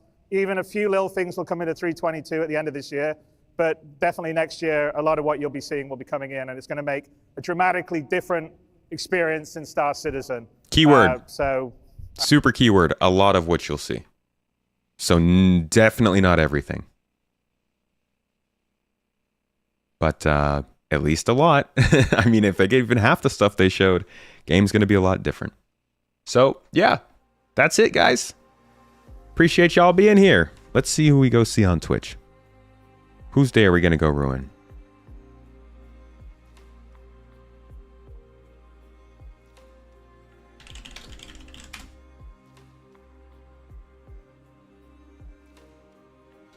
Let's hit up a Leaf. Looks like he's looking at the same stuff, so go check out what his opinion is. He's right on the base building part. I'll throw you all over to Leaf X. He's another YouTuber. He covers some Star Citizen. Actually focuses a lot on Rocket League. But he's getting more into Star Citizen lately, so head over there, give him a follow, tell him what's up, say hi, and I'll catch y'all on Monday. Hope you enjoyed your time here. Cheers, everybody. 07s. Have a good one.